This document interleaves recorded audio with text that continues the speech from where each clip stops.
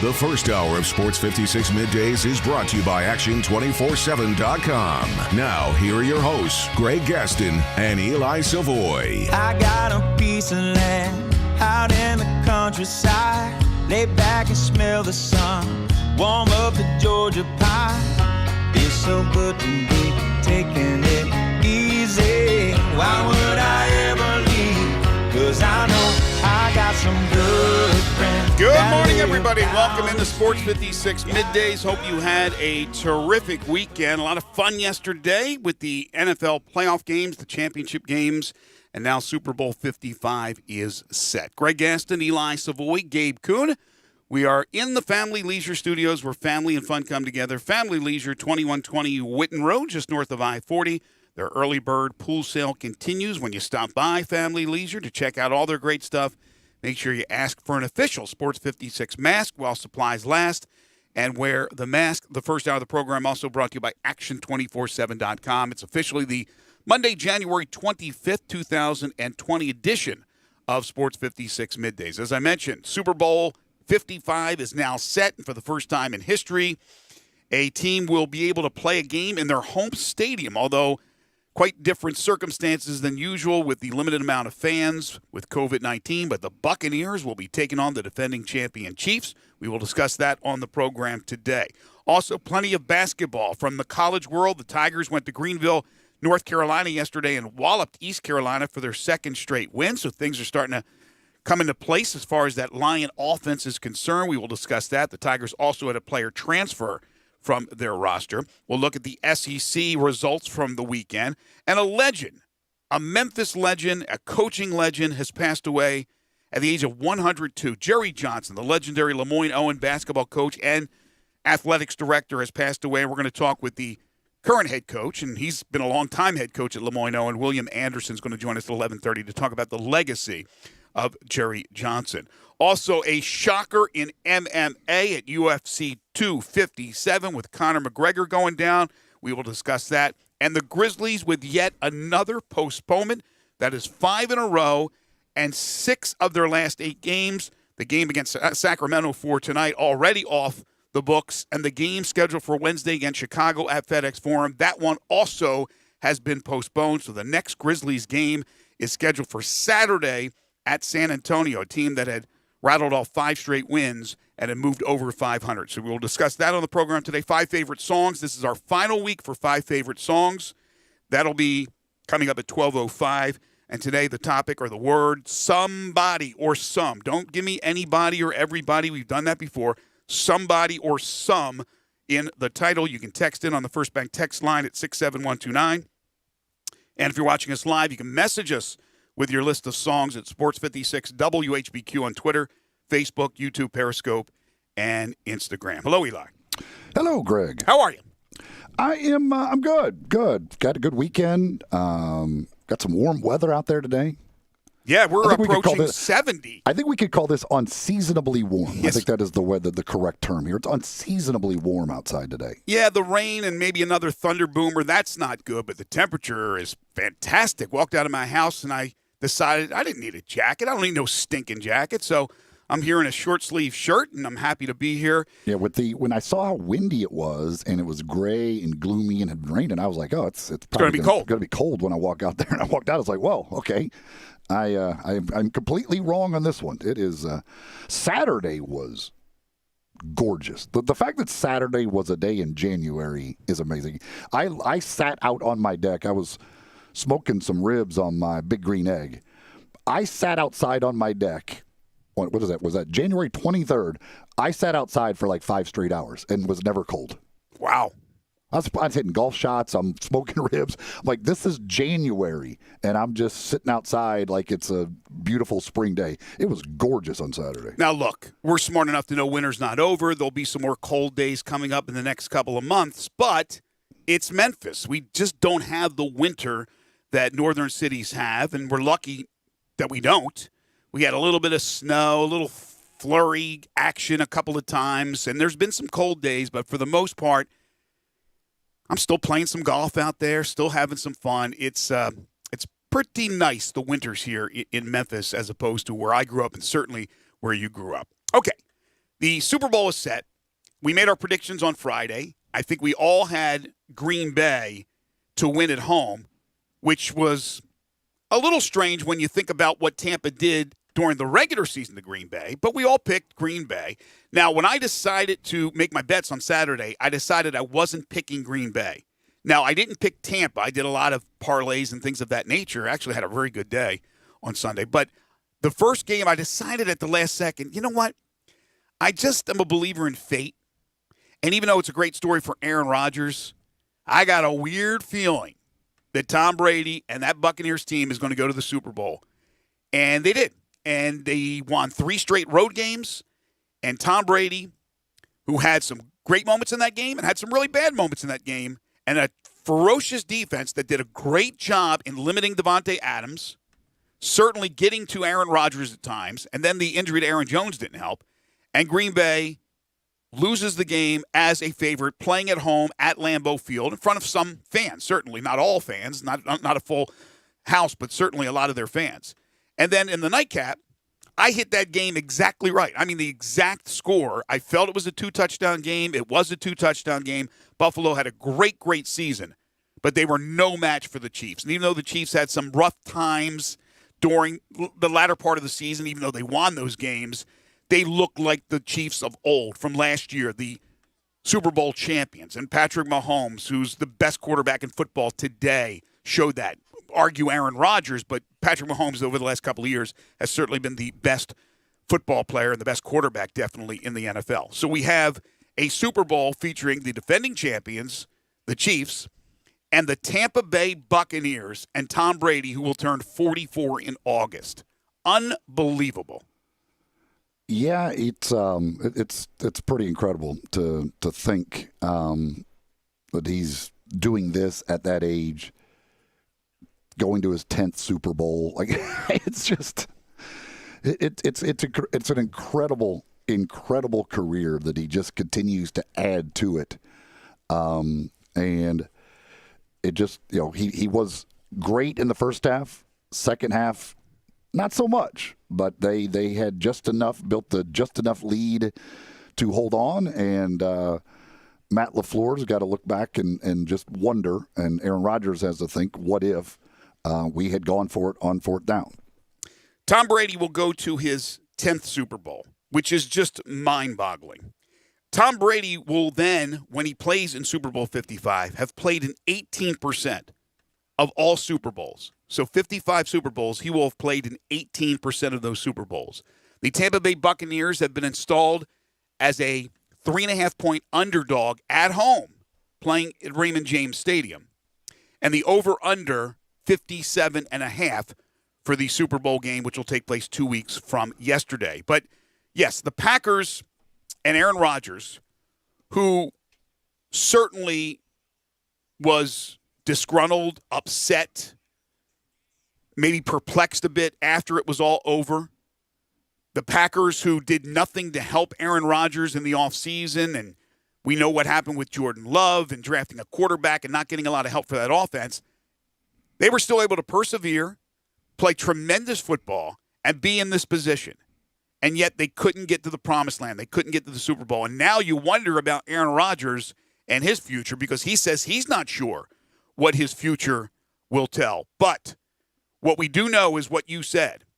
What would have happened if Green Bay went for it on 4th down? Matt LaFleur has been persecuted, and rightly so, in my opinion. I don't know what that guy was thinking. I don't understand that in the least, that he kicked the field goal there. Yeah, it doesn't. It just doesn't. To me, there's no reason to kick the field goal. I know he's talking about the fact that we were going to have to get the touchdown and also have to get the 2-point conversion and all our timeouts, all of those things. If I've got Aaron Rodgers and I'm at the 8-yard line, I would much rather just put and while they had the one earlier, they weren't as good yesterday, but this was the best red zone offense in the league this year, historically good in the red zone this year. I would much rather I would much rather have the ball in Aaron Rodgers' hands with one play, for that chance, than expect to get the ball back from Tom Brady to try and win the game. I mean, it's Tom Brady on the other side. And granted, I mean, you can look at the pass interference and you can debate whether that should have been called, whether that ball's catchable, all of that stuff. But I just have a problem giving the ball to Tom Brady and expecting to get it back. This isn't hindsight. This isn't a hindsight thought from us on Monday. This isn't Monday morning quarterbacking. And even though he is the head coach of a football team in the National Football League, coaches do make the wrong decisions. He made the wrong decision, plain and simple. Now, does it mean Aaron Rodgers would have thrown a touchdown? It doesn't. But the best chance you had was exactly what you just said. Even if you don't get it done, Tampa is deep in their own territory, and they're limited really on what they can do from that position of the field. They don't want to make a mistake, and Tom had thrown 3 interceptions. But you kick a field goal, and now they're basically in the middle of the field. They have the whole field to work with, and the first play he throws that pass, and it's Tom Brady, who only needs a first down to win the game. Now, the pass interference call was the right call, but they weren't dropping flags the whole game. They didn't do it in either game yesterday, and it came from the back judge, I think it was, 25 yards down the field. I understand all that, but it was the right call. He held him. Nevertheless, the question is whether the ball was catchable. You can argue that. To me, that would, if you're going to, there's no doubt he grabbed the shirt. The only question I would have was, is the ball catchable? Right. But you can most argue of the time they err on the side of saying the guy had a chance to catch it, unless it's obvious. Yes. You can argue that. Look, I'm a proponent of calling the game in the playoffs the same way you call them in the regular season. We have gone down this road a million times, you and me, on this show, and we don't need to do that anymore. It was just one of those, again, typical championship round where the officials don't want to be the story most of the time, but they end up being the story the last few years in crucial penalties that were called or those that weren't called. We know the history of that. So let's concentrate on Matt LaFleur. He made a mistake. Anybody thinks he made the right call, I'm sorry. In my opinion, you're wrong. Matt LaFleur screwed that up. Again, doesn't mean Rodgers would have thrown the touchdown pass. And I think Aaron Rodgers, if you ask him and he's truthful about it, and I'm not sure if he was or not, maybe asked about it, but he would say we should have went for it. We should have went for it. Because, again, Tom Brady, to get one first down, I think he got a pretty good chance to do that. So Green Bay never gets the ball back. But the fact that Tampa Bay went on the road 3 times in the playoffs and won all 3 games. Again, Tom Brady early on in that game was brilliant. And the passes that he missed were drops. He had 4, 5, 6 drops in that game. Now, in the second half, back foot pass, under pressure, throws it up for grabs. He threw 2 of the 3 picks were really, really bad. One was a deflection. It was a little high. I'm not sure if it was Mike Evans or whoever tipped off his hand. But he made some mistakes. The defense was brilliant, and they really did a great job on Aaron Rodgers. Rodgers still had a fairly good game. It's Aaron Rodgers, for goodness sakes. His numbers, 33 of 48, 346, 3 touchdowns, and a pick. It was a bad pick, but it was a pick that I don't think cost them. I think it was a 3 and out. But the deal with the Buccaneers was going on the road, winning 3 games, and now hosting the Super Bowl. And before the season started, there was a lot of people that jumped on the Tampa Bay bandwagon, and I thought they were going to be really good, but I did not expect them in Tom Brady's first year to go to the Super Bowl. No, I mean, it's weird. At times this year they've looked really good. Other times they haven't. At times he's looked good. At times he looks old, kind of like the first half and second half of that game.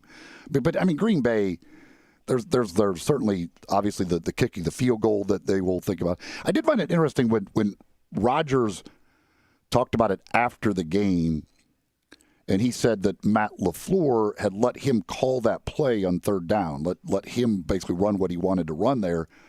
And he said that had he known they were going to kick the field goal, he might have gone with a different play. Now, and the 3rd down play, I firmly believe, he said he thought there was a guy there, but I think if Aaron Rodgers runs on third down, he gets in the end zone. If not, he's close. And yeah, at the very least, he gets close enough where they go for it. Like, Right. I don't think there's any doubt. He's getting down to the 2 or 3 yard line at worst. I think he would have got in because I think if he runs to basically to the pylon, I don't think that anybody was going to be able to get there. But he's not to programmed. But he's not. I know he's run a touchdown in the playoffs, but he is not programmed to do that. But yes, it's easy for us watching on television to see that he had all this green space in front of him. I think he could have scored. But again, when you're in that moment and you're Aaron Rodgers, you're programmed to find an open receiver. Yeah, that's very, certainly it looks like you said it's there, but you're not in the pocket with big old 300-pound linemen all around you. True. And everything else. Like that's a lot to ask a guy. Like you're trying to make a play, and that's yes, he usually makes the play with his arms, and that's what he was trying to do. So, but certainly it's not being critical of him. But you look at the touchdown at the end of the first half. I mean. You cannot get beat deep there. Like that's such bad defense. Like you cannot possibly, with 7 seconds on the clock, let a guy get behind you, and he just lets the guy run right by him. I mean, that's just an absolutely awful play that cost you at least 4 points. May have cost you 7 points. Yeah, I'm thinking of sending a complimentary note or something to Mr. King because I had a Scotty Miller and Tanyan parlay for touchdown. So I was quite happy that they screwed that thing into oblivion because that was the worst possible way to play defense. I mean, to let a guy get behind you on a final play, basically a Hail Mary-esque type pass at the end of the half. That was critical.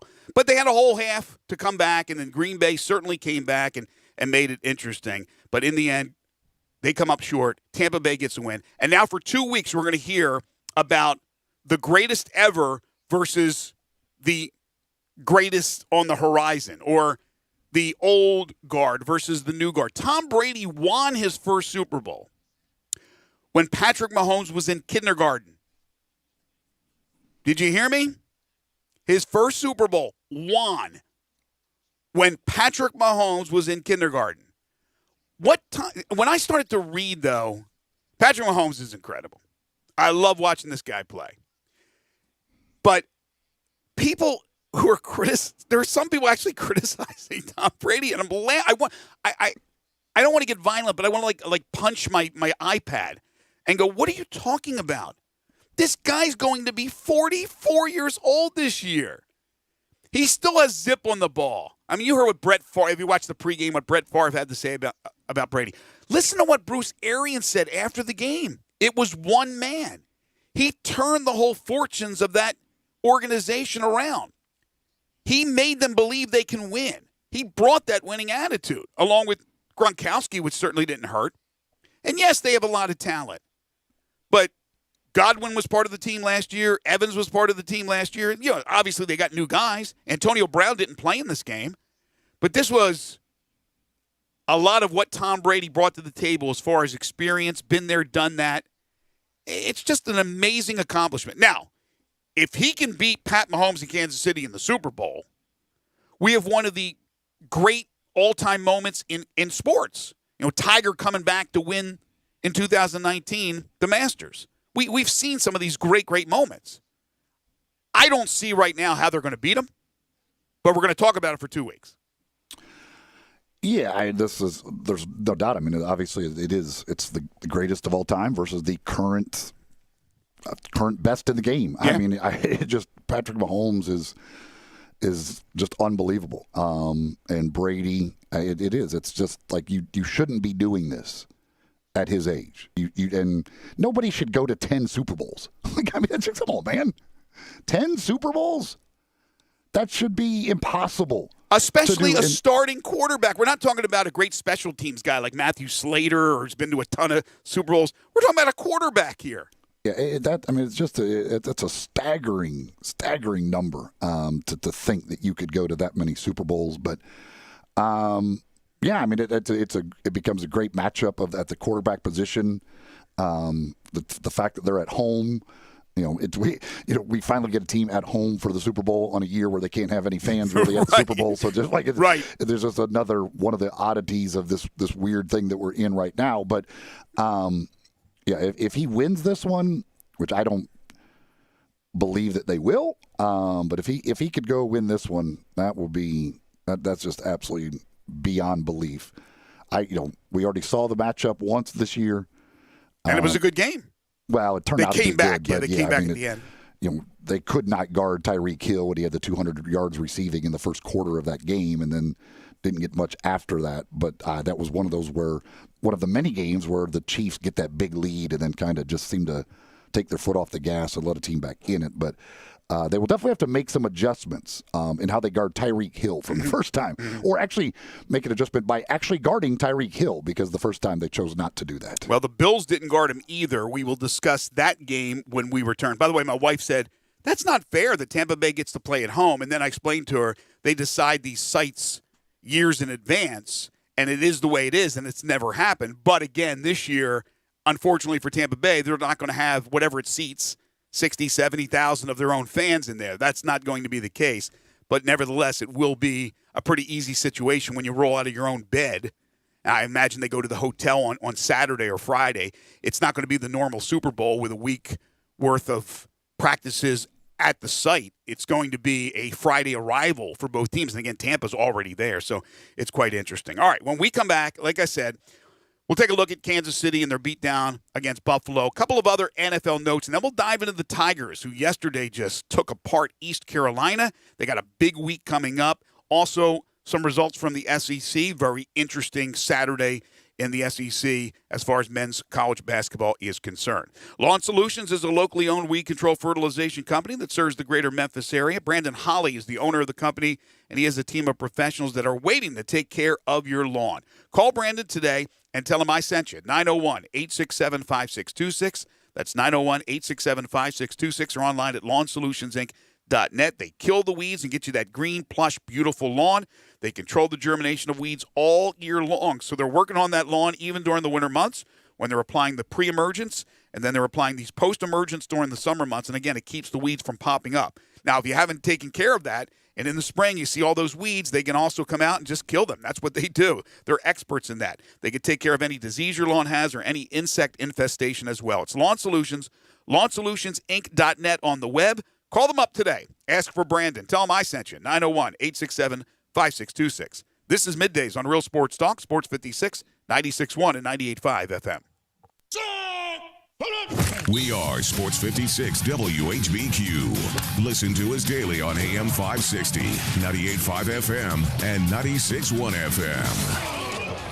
All 36-month leases, $31.49 new at signing, 0 security deposit, $650 acquisition fee, 10,000 miles per year, 20 cents excess mileage. Forte ME296,274, MSRP $20,625, Soul M7755,682, MSRP $20,315, K5 MG 003199, MSRP $25,725, includes all manufacturer rebates and incentives. PF 695 excludes tax title and license with approved credit. Warranty is a limited powertrain warranty. See Kia.com or retailer for details. Offer valid through 1/31/21. Dealer stock only. It's time to be happy with your new ride from Gossett Kia South Mount Moriah. Jeff's waiting for you with a 2021 Kia Forte, $142 a month lease. Redesigned 2021 Kia Soul, $148 a month lease. And 2021 Kia K5, $182 a month lease. All just 36 months, $31.49 due at signing. Plus, every Gossett Kia on Mount Moriah comes with Kia's 10-year, 100,000-mile powertrain limited warranty. So whether you live in Horn Lake, South Haven, Olive Branch, or Memphis, you'll be happy at Gossett Kia 2680 Mount Moriah or KiaMountMoriah.com. If you want it, we got it at Gossett Motor Cars.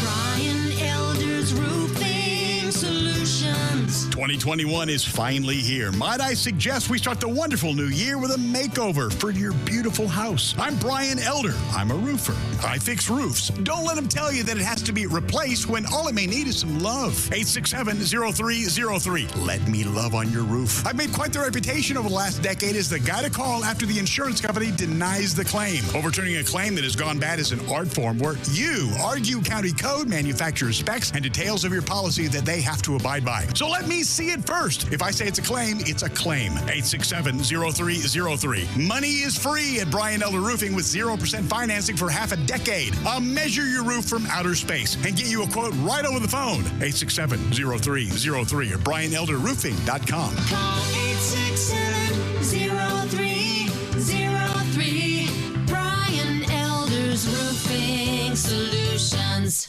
When you think about Memphis-style hot wings, you better be thinking about Crumpy's Hot Wings, because they're made from the freshest ingredients and always deliver that mouth-watering taste that you expect from your hot wings. Now you can visit their new location at 420 South Germantown Parkway. You can also call them at 901-207-1273 and see for yourself why Crumpy's is simply the best. Ask for the Sports 56 Special, which is 20 pieces of whole wings, large fries, and 4 drinks at just $38 for your family or group gatherings. Crumpy's Hot Wings, simply the best. I love the real estate business. This is Sheldon Rosengarten with Marks Bensdorf Realtors. I've been selling real estate a long time. What I love is having people ask me how some houses sell so quickly and others sit. That's an easy answer. Any agent can sit and tell you what you want to hear. I tell you what you need to know. I give you options and alternatives. I'm a firm believer in preparation, presentation, and proper pricing. We discuss that and my unique Shellbucks option. Beating your competition down the street or around the corner is the name of the game. So if you or someone you know is thinking of selling, talk to 2 to 3 real estate agents and make sure that I am one of them. Find out why my strategic marketing program with the Shellbucks option can mean the difference in whether you sit or sell. You'll find out why people often say when you want the job done, call Shell Done. You can reach me at 483-0546 or memphisrelocate.com. That's Shell Done Rosengarten. 483-0546 or memphisrelocate.com. All 75 months at 3.4%. G4, MHFO1604, MSRP 17735 Sport, MU0023664, MSRP 24740, Outlander LZO 39486, MSRP 26630. Includes all rebates and incentives. PF 695 excludes tax title and license with approved credit. See dealer for complete details. Offer valid through end of the month. Dealer stock only. Start 2021 with a bang and your new ride from Gossett Mitsubishi on the Pike. Spend less time filling up and more time getting to the things you love with the 2021 Mitsubishi Mirage G4, 41 mpg highway, $14,994 or $179 a month. Adventure ready 2021 Outlander Sport, $19,673 or $239 a month. And Gossett Mitsubishi has the feature-filled family SUV 2020 Mitsubishi Outlander, $21,643 or $269 a month. Not leases, you own them. Plus, you get Mitsubishi's 10-year, 100,000-mile powertrain limited warranty. That's Gossett Mitsubishi, 1870 Covington Pike, or shop online at memphismitsubishi.com. If you want it, we got it at Gossett Motor Cars. Now, back to Sports 56 Middays. This hour is brought to you by Action247.com. Here once again are Greg Gaston and Eli Savoy. Cause I'm a picker, I'm a grinner, I'm a lover, and I'm a sinner.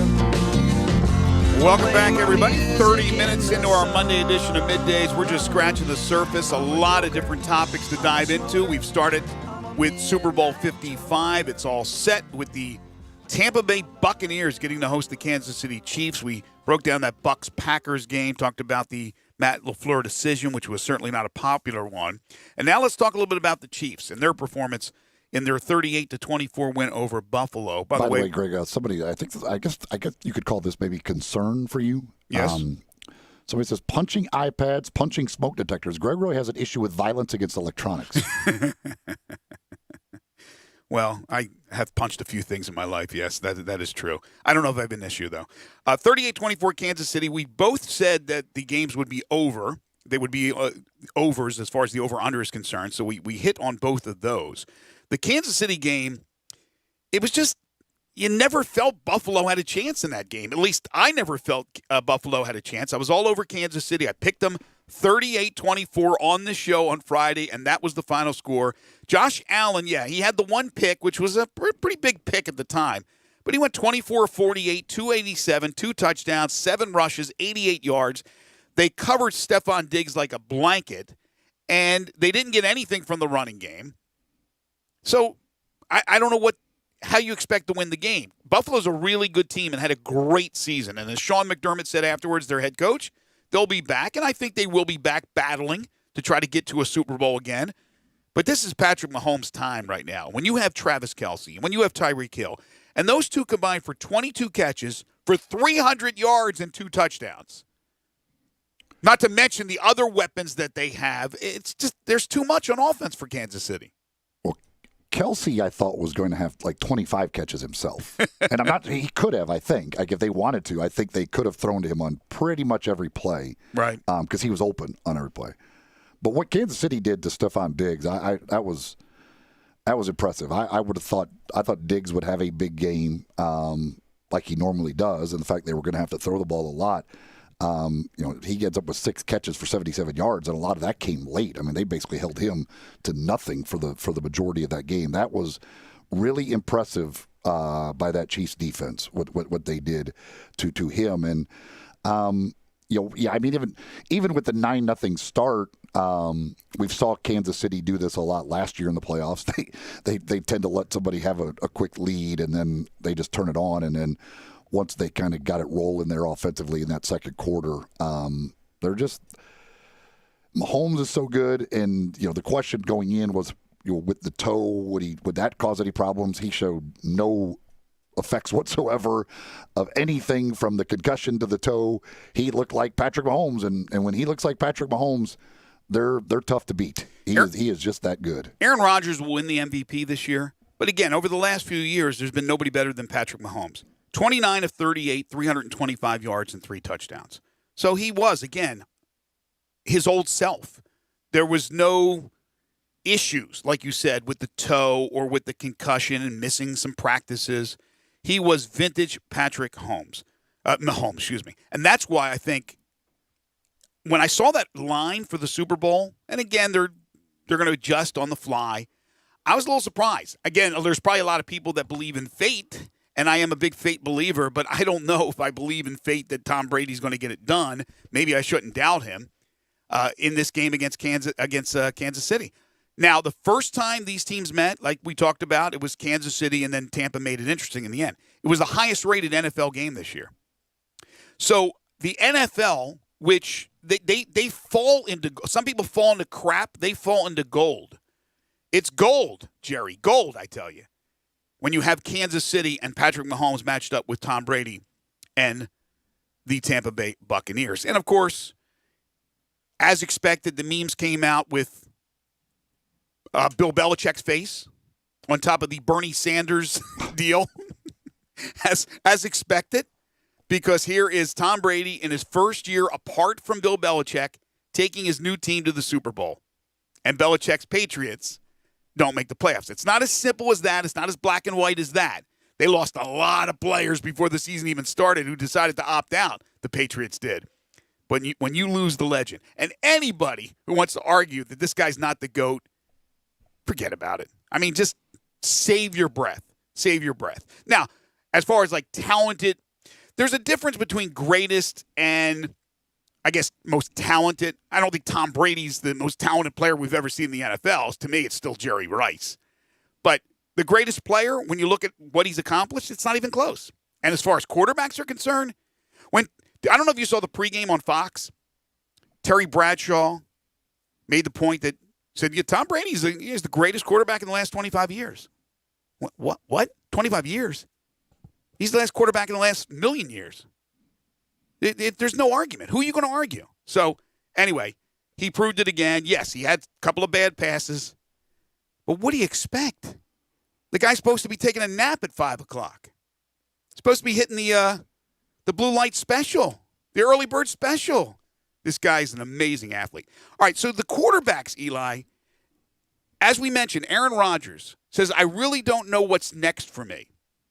Houston, which is the only team that still has not hired a head coach, according to reports, Deshaun Watson wants out no matter what. So even if they hire Eric Bieniemy or Leslie Frazier and an African-American head coach, according to reports, that doesn't matter to Deshaun Watson. He's already been soured by what's going on in Houston. Matthew Stafford over the weekend, if you missed it, ladies and gentlemen, wants out of Detroit. Dan Campbell's not Dan the man for him. He wants to go to a different place. And Indianapolis is right there at the top of the list. We may see a lot of changes with starting quarterbacks and big-name starting quarterbacks. Yeah, apparently Deshaun Watson wants to go to the Jets, which is a surprising thing. You don't hear that very often around the NFL these days of anybody wanting to go to the Jets. But that appears to be his number one option because of Robert Saleh. Yeah, that's why he wants to go to the Jets. And then, or the Dolphins also a possibility in that. And both of them obviously have very high draft picks and extra draft picks, which they can could possibly use if they did want to try and make that move for Deshaun Watson. The Aaron Rodgers thing,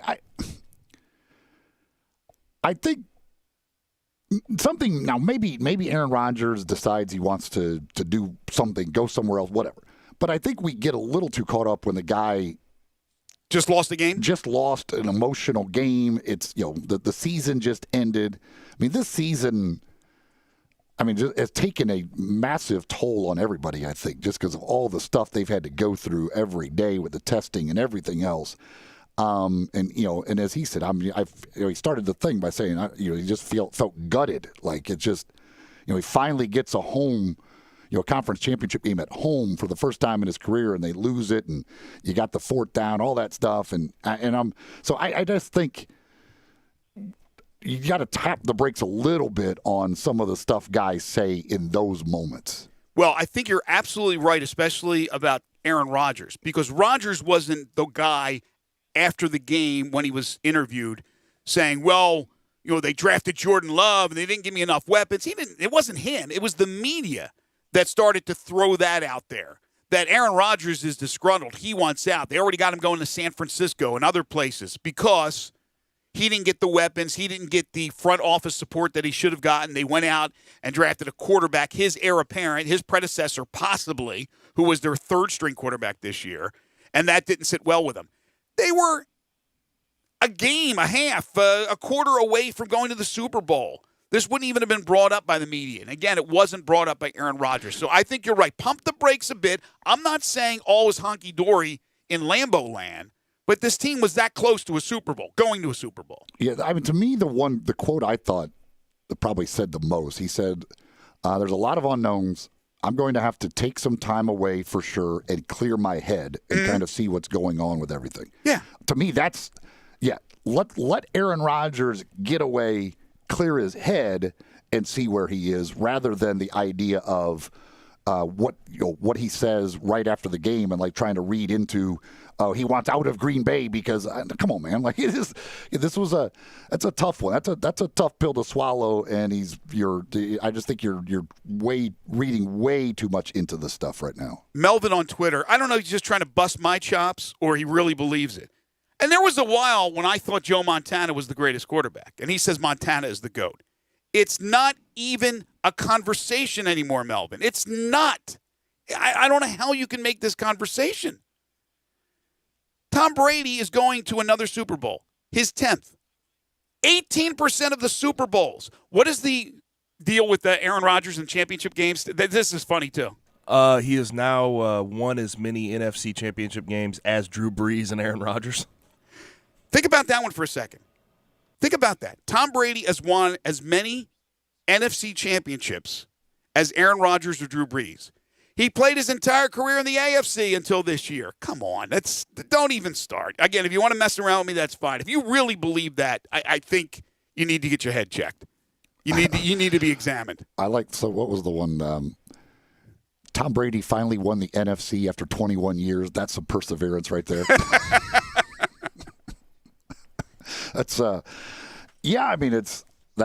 come on. And the thing is for Rodgers too, and again, I think that's where you go back to Rodgers in the comments. It's he's now 1-4 in conference championship games, and he finally had gotten one at home, and probably felt pretty good. Like he's had an MVP season, and everything else, and to have to have it ripped away from you. So I think it, but There could be, if you want to go into the reading into it, and maybe he could look at it and look like, man, look what Tom Brady got away from New England, and a new home gets him in the Super Bowl. So the grass can be greener on the other side if indeed you do want to get out from a place that you've been forever. But again, I would not take I would wait on anything with Aaron Rodgers. Yeah, I'm not saying it's impossible that Aaron Rodgers, when it's all said and done, may want to leave Green Bay. But nobody was talking before the game about, man, oh, man, look at no weapons for this guy, or they didn't go out and they help him. All of a sudden now that rears its ugly head because it's a narrative for the media. And by the way, I'm still the Montana things. Montana's one of the greatest of all time, no question. I argued Montana or Unitas before, and then Peyton Manning. I said, I'm still going to go with Montana. And then Brady just ripped right by him. You talk about having talent around you, what Joe Montana had around him. Look at what New England had around Tom Brady for all those years and what he was able to win with. Somebody on the text line, First Bank text line 67129 says, Aaron Rodgers is a great quarterback, no doubt. One of the best of all time, but nowhere near the top. He did not have a good game at all yesterday and is 1-4 in conference championship games. I wouldn't say he didn't have a good game at all yesterday. 33 of 48, 346, 3 touchdowns and 1 pick. It's a pretty good game. And was on. And was under pressure a lot. I mean, there was you could make the case. Now, yes, were there some throws that you would expect Aaron Rodgers to make, like that the first time down in that red zone with Adams? The first throw to Adams, I mean, that's one they normally complete 100 out of 100 times. I mean, he had some opportunities there. Obviously, the chance to possibly run on the third down play there late in the game. But, yeah, I wouldn't say Aaron Rodgers did not have a good game at all. No. That's a pretty high standard to hold a guy to if that's not a good game at all. And that was pretty good. It just was not quite enough. And, yes, there will be some plays that he will regret. This side of the program is brought to you by Action 24/7. It is the local sports book in the state of Tennessee, owned and operated by Tennesseans for Tennesseans. Action 24/7. If you have not signed up, I don't know what you're waiting for, but when you do, that initial deposit, they will match it up to $100. That's right. You can double your first deposit up to $100. All you got to do is use the promo code WHBQ100. That's WHBQ100 and capitalize all of the WHBQ. They also still have their free games as well on there. You can play for free with a chance to win cash or free play on the sports book. There's all kinds of opportunities for you to enjoy. Have some fun with the folks at Action 24/7. Tigers win again and win big again. The Grizzlies are postponed again. Conor McGregor is taken down by Dustin Poirier in an absolute shocker. All these stories coming up. This is Middays on Real Sports Talk, Sports 56, 96.1 and 98.5.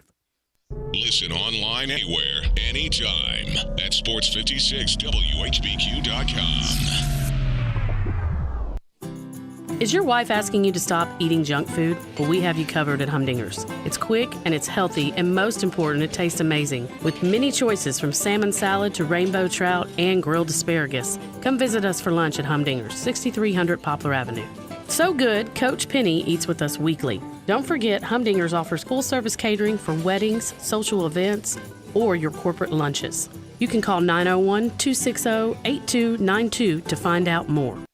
Hi, this is Troy Five-Ash, owner of Five-Ash Roof Services. You've heard me talk about how we offer the best products, the best warranties, and the best services for years. Now let's talk about pricing. Pricing should never be the only reason you hire a contractor, but in today's world, pricing is always a consideration. So we suggest you get 2 or 3 estimates for your roof replacement from a reputable, licensed, and insured company, and then give us a call. If we can't beat your best price for a comparable roof system by more than $100, we'll give you $100. It's that simple. We are so sure we can offer you the best price, beating all other qualified companies. We will hand you $100 if we can't, and thank you for the opportunity. So give us a call. What's the worst thing that's going to happen? Make $100? Five-Ash Roof Services, a proud supporter of Tiger Athletics and the official roofer of the Tigers home team. Five-Ash Roof Services, fair, honest, and ethical. 367-0050 or memphisroofer.com. Five-Ash Roofing, it's what we do. We're here for you. At First Bank Mortgage, their core purpose is to help you get to a better place. That better place may be a lower monthly payment, that vacation you thought was impossible, or getting into a home with a fenced backyard where your kids can play. To get into your better place, First Bank Mortgage makes decisions right here at home. Dedicated to helping you get to your better place, First Bank Mortgage. Call Daniel Mooney at 901-462-0145 today. NMLS 741022.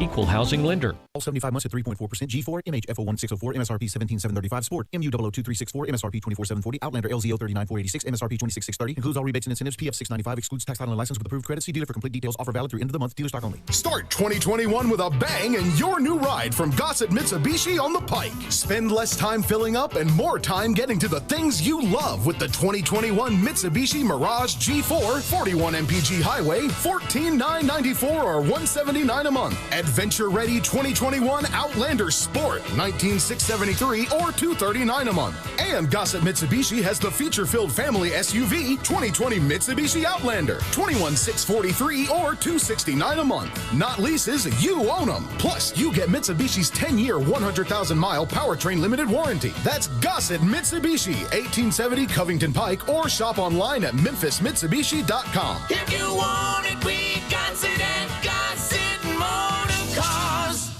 There's no escape. You can't hide. They're following you. Your cravings for nacho fries will never stop. The warm nacho cheese sauce and savory Mexican spices will not let you get away. So there's only one thing left to do. Run to Taco Bell, because nacho fries are back. Head to Taco Bell and silence your cravings before nacho fries disappear again. Only at Taco Bell, at participating U.S. locations for a limited time only. Now, back to Sports 56 Middays. This hour is brought to you by Action247.com. Here once again are Greg Gaston and Eli Savoy.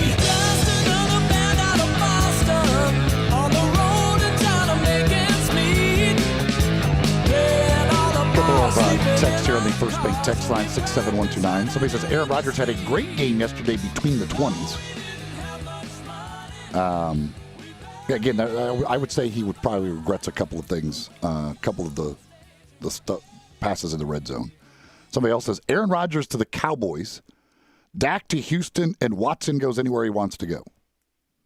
I'd take Aaron Rodgers to the Cowboys. Well, apparently Watson wants to go to New York. Although Rodgers and McCarthy, I don't think were left that on very. I don't think they left on very real good terms. So I doubt that. I doubt Aaron Rodgers will be at the Cowboys. Yeah, part of the narrative is Rodgers wants to go back to the Bay Area where he's from, where he went to school. But then where would Garoppolo end up being? And is Garoppolo out of the good graces there in San Francisco? There's going to be some movement. It's going to be fun to see what happens. And again, Matthew Stafford, big story.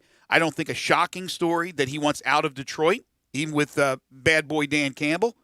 And the Colts right there at the top of the list, but there's certainly other suitors as well. Another text here says, Rodgers had a better game than Brady yesterday. GOAT, just like the NBA depends on the era. Y'all keep saying how great Peyton was, but you're forgetting the other Manning who beat Brady twice in the Super Bowl and who has more Super Bowls than Peyton. Technically, as everyone knows, the defense for Denver won him that Super Bowl, not Manning and his offense. There's no debate. Don't even bring it up. There's no debate. There's no debate. Tom Brady's the GOAT. He's the GOAT. The Mannings, Peyton was better overall. But yes, Eli won 2 Super Bowls. I think Eli's a Hall of Famer. There's some people that don't. They debated.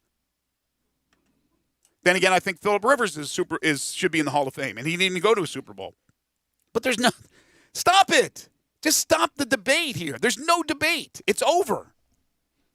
Well, everybody's trying to find something where he is the most accomplished quarterback. Most accomplished, most accomplished player in the history of the NFL. When you are the starting quarterback in 10 Super Bowls, what am I crazy here? That speaks for itself. I mean, 10 Super Bowls is 10 Super Bowls, and to be the quarterback of 10 Super Bowls, 10 Super Bowl teams is it's just ridiculous. I mean, it's insane to think anybody could go to 10 Super Bowls. In the second hour, we're going to dive into the Tigers and Grizzlies, and also some interesting comments that I'm reading about some of the coaches in the ACC. And it's probably not just the ACC, but about whether or not they would opt out of a conference tournament knowing that they were an NCAA tournament at-large team. Interesting what could happen here in the coming weeks in college basketball. From the college football world, if you missed this, it's not official from the school, but it's being reported that Memphis will fill its linebackers coach vacancy with Jordan Hankins, who was with Marshall, also coached the special teams up there. So Jordan Hankins expected to be official at the University of Memphis to join Ryan Silverfield's staff. Mentioned earlier that we're going to have William Anderson on the show at 11:30 to talk about the legacy of Jerry Johnson, who passed away yesterday at the age of 102, and just what he did in his life and what he had to go through, just absolutely incredible. And we'll talk more about that in our second hour. Also, we lost another legend. Larry King died over the weekend at the age of 87. Just an amazing talk show host, one of the great interviewers of all time, and an unbelievable baseball fan, big Dodgers fan. Yeah, he was a staple there behind home plate at Dodger Stadium. That is for sure. One of the, he is a legend in the business. At times, I thought Larry King was actually dead in his seat there for a while. I mean, he looked like he was maybe sleeping, but the guy was so knowledgeable of the game of baseball, and I love to listen to him. Plus, just the unique style of interviewing people and getting the most out of the interviewee, asking questions that a lot of people would not ask. So that was certainly sad, and just continues this unbelievable bad run of legends that have passed away here, especially in the sports world and entertainment world as well. But we've lost them obviously in every walk of life. I mentioned that the Grizzlies are not going to be playing basketball tonight. We already knew that, but they're not going to be playing basketball Wednesday as well. Their game against Chicago postponed officially yesterday. So if you're scoring at home, kids, the last 5 games for the Grizzlies have been postponed, and 6 of their last 8. They lost that one game at Minnesota. Then they played, for some reason, at home against the Sixers that Saturday and won, and then played the Martin Luther King Jr. Day game Monday against Phoenix of last week and won. And then the trip to Portland, they went out there, 2 games postponed, 2 games Sacramento yesterday, today postponed, game against Chicago for Wednesday postponed. Their next game on the schedule Saturday at San Antonio. Yeah, every it falls in line. Tiger football had the long break in their season of basically a month between games at one point. Tiger basketball just went through a long break where they didn't play games for quite some time, and now the Grizzlies are doing it. So all of the big teams here have had one of these long breaks in their season due to COVID. And with the University of Michigan, they have shut down all athletics for 2 weeks. All their athletic teams have been put on ice for a couple of weeks as there were a number of positive tests, but not the normal COVID-19, this new strain. There's a couple of different strains. I think we were referring to it on Friday. Well, apparently it's hit Ann Arbor, and they've put all their programs on hold. So certainly news that, boy, you hold your breath, but we know that unfortunately there's probably more to come. We'll talk more about that, college basketball, SEC results, the Tigers win at East Carolina, all coming up in our second hour. I do want to tell you about Town Village Audubon Park, senior living in today's world at 950 Cherry Road in East Memphis, just off Park Avenue, offering more options to fit your needs more than ever before, dedicated to the long-term satisfaction and the quality of life for their residents. All they ask is that you're 55 or over. So this is something maybe you're debating about your future, where you want to spend those golden years. Maybe it's right there at Town Village Audubon Park, something for one of your parents or grandparents. Look, we're all going to have to make those tough choices at times for our loved ones, and Town Village Audubon Park is a great option. 901-537-0002 for more information. Just call them. Please tell them you heard it here on Sports 56 Middays. 901-537-0002 or online at townvillageaudubonpark.com. Independent living, short-term respite stay available, monthly options.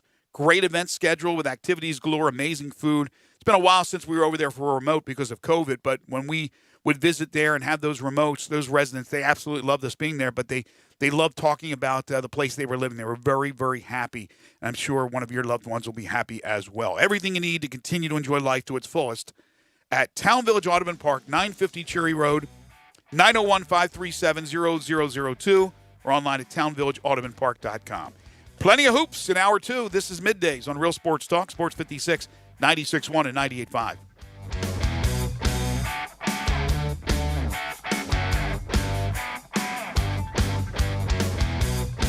75 months at 3.4%. G4, MHFO1604, MSRP 17735. Sport, MU002364, MSRP 24740. Outlander LZO 39486, MSRP 26630. Includes all rebates and incentives. PF 695. Excludes tax title and license with approved credit. See dealer for complete details. Offer valid through end of the month. Dealer stock only. Start 2021 with a bang and your new ride from Gossett Mitsubishi on the Pike. Spend less time filling up and more time getting to the things you love with the 2021 Mitsubishi Mirage G4, 41 mpg highway, $14,994 or $179 a month. Adventure-ready 2021 Outlander Sport, $19,673 or $239 a month. And Gossett Mitsubishi has the feature-filled family SUV 2020 Mitsubishi Outlander, $21,643 or $269 a month. Not leases, you own them. Plus, you get Mitsubishi's 10-year, 100,000-mile powertrain limited warranty. That's Gossett Mitsubishi, 1870 Covington Pike, or shop online at memphismitsubishi.com. If you want it, we got it at Gossett Motor Cars. Do not wait for summer. Get your pool now during the early bird pool sale at Family Leisure. Through February the 7th, you can reserve your installation spot on your new pool purchase from Family Leisure. You know the prices like the temperature. They'll go up when it gets warmer, so you must reserve yours now. Family Leisure has hundreds of spas on order, so reserve yours now. The early bird pool sales happening now at Family Leisure. Whidden Road at I-40, where family and fun come together. If you're going on vacation, making a college campus visit, or if business takes you out of town, there's just no better place to board your dog than Barks and Recreation, 965 Reddick Cove between Bud Davis Cadillac and the Blue Plate Cafe in East Memphis. Boarding, daycare, grooming, we have the best of everything at Barks. Indoor-outdoor kennels so your family member can go in and out as they please. Indoor and outdoor play areas. 4 walks a day. Group play and individual attention from the best staff in the Mid-South, which includes an overnight staff to ensure the safety and comfort of your pet 24 hours a day. All reasons to choose Barks and Recreation above all other boarding and daycare facilities. BarksDaycare.com or 509-0909. Check us out and make your reservations now at BarksDaycare.com. If your dog could speak, he'd say Barks.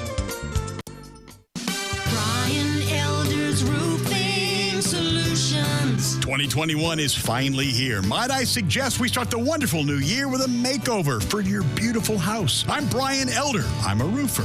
I fix roofs. Don't let them tell you that it has to be replaced when all it may need is some love. 867-0303. Let me love on your roof. I've made quite the reputation over the last decade as the guy to call after the insurance company denies the claim. Overturning a claim that has gone bad is an art form where you argue county code, manufacturer specs, and details of your policy that they have to abide by. So let me see it first. If I say it's a claim, it's a claim. 867-0303. Money is free at Brian Elder Roofing with 0% financing for half a decade. I'll measure your roof from outer space and get you a quote right over the phone. 867-0303 or BrianElderRoofing.com. Call 867-0303. Brian Elder's Roofing Solutions.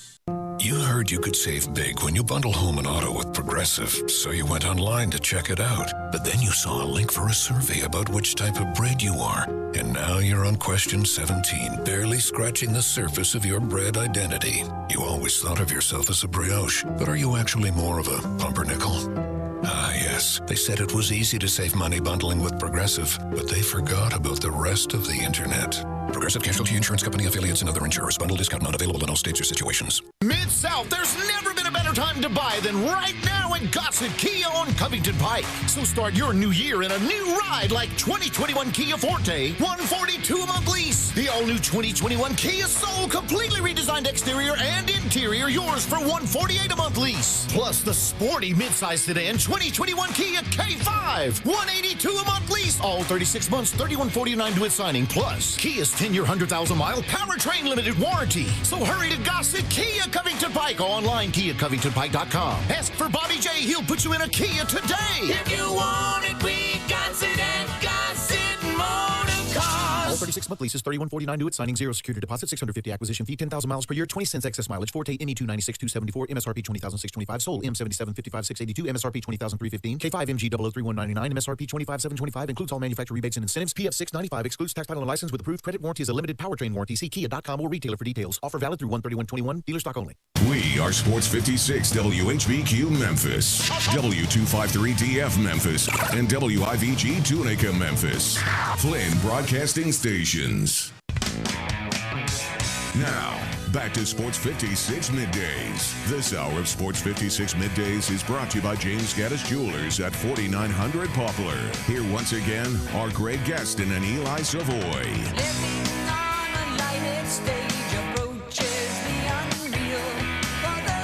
Welcome back, everybody. 11:01 the time, hour number 2 here on Sports 56 Middays, the Monday, January 25th, 2021 edition. Hope your work week is off to a good start. Hope you had a great weekend. Greg Gaston, Eli Savoy, Gabe Kuhn. We're in the Family Leisure Studios where family and fun come together. Family Leisure, 2120 Whitten Road, just north of I-40. Second hour of the program is brought to you by James Gaddis Jewelers, and every Monday and Friday they bring you the Memphis Sports Fact. Did you know that legendary coach Jerry Johnson, who passed away yesterday at the age of 102, was a child growing up in Tulsa during the 1921 Tulsa Race Massacre? He was the first black coach to win a Division III national championship in men's basketball. Now Lemoyne Owen is Division II. And the only coach to lead a men's college basketball team from the state of Tennessee to a national championship. James Gaddis Jewelers, 4900 Poplar Avenue between Mendenhall and St. Elmo, on the web at gaddisjewelers.com. Give them a call at 901-767-9648. They've been at that same spot in East Memphis for over 24 years. You can't miss it. You drive by it all the time near the Chick-fil-A. They are your bridal engagement and anniversary jeweler headquarters. They also are full-service jewelers with 2-bench jewelers ready to serve you. All their diamonds are independently graded and certified. Look, they know there's a lot of competition out there, so they have a price point to suit everyone's budget. Stop by, ask for James or Linda or any of the other gang at James Gaddis Jewelers. Tell them you heard it here on Sports 56 Middays. They will take care of you. James Gaddis Jewelers, 4900 Poplar Avenue, on the web at gaddisjewelers.com. And keep those texts rolling in. We had a fun first hour talking mainly about Super Bowl 55. And me going at you guys on the GOAT with Joe Montana. 67129, First Bank text line, always available to you 24/7. 5 favorite songs, we'll get to that at 12:05. And again, you can text in your list via the First Bank text line, or if you're watching us live, you can message us with your lists at Sports56 WHBQ on Twitter, Facebook, YouTube, Periscope, and Instagram. And again, to be clear, it's either the word somebody or some. Not someone, not something, somebody, or some.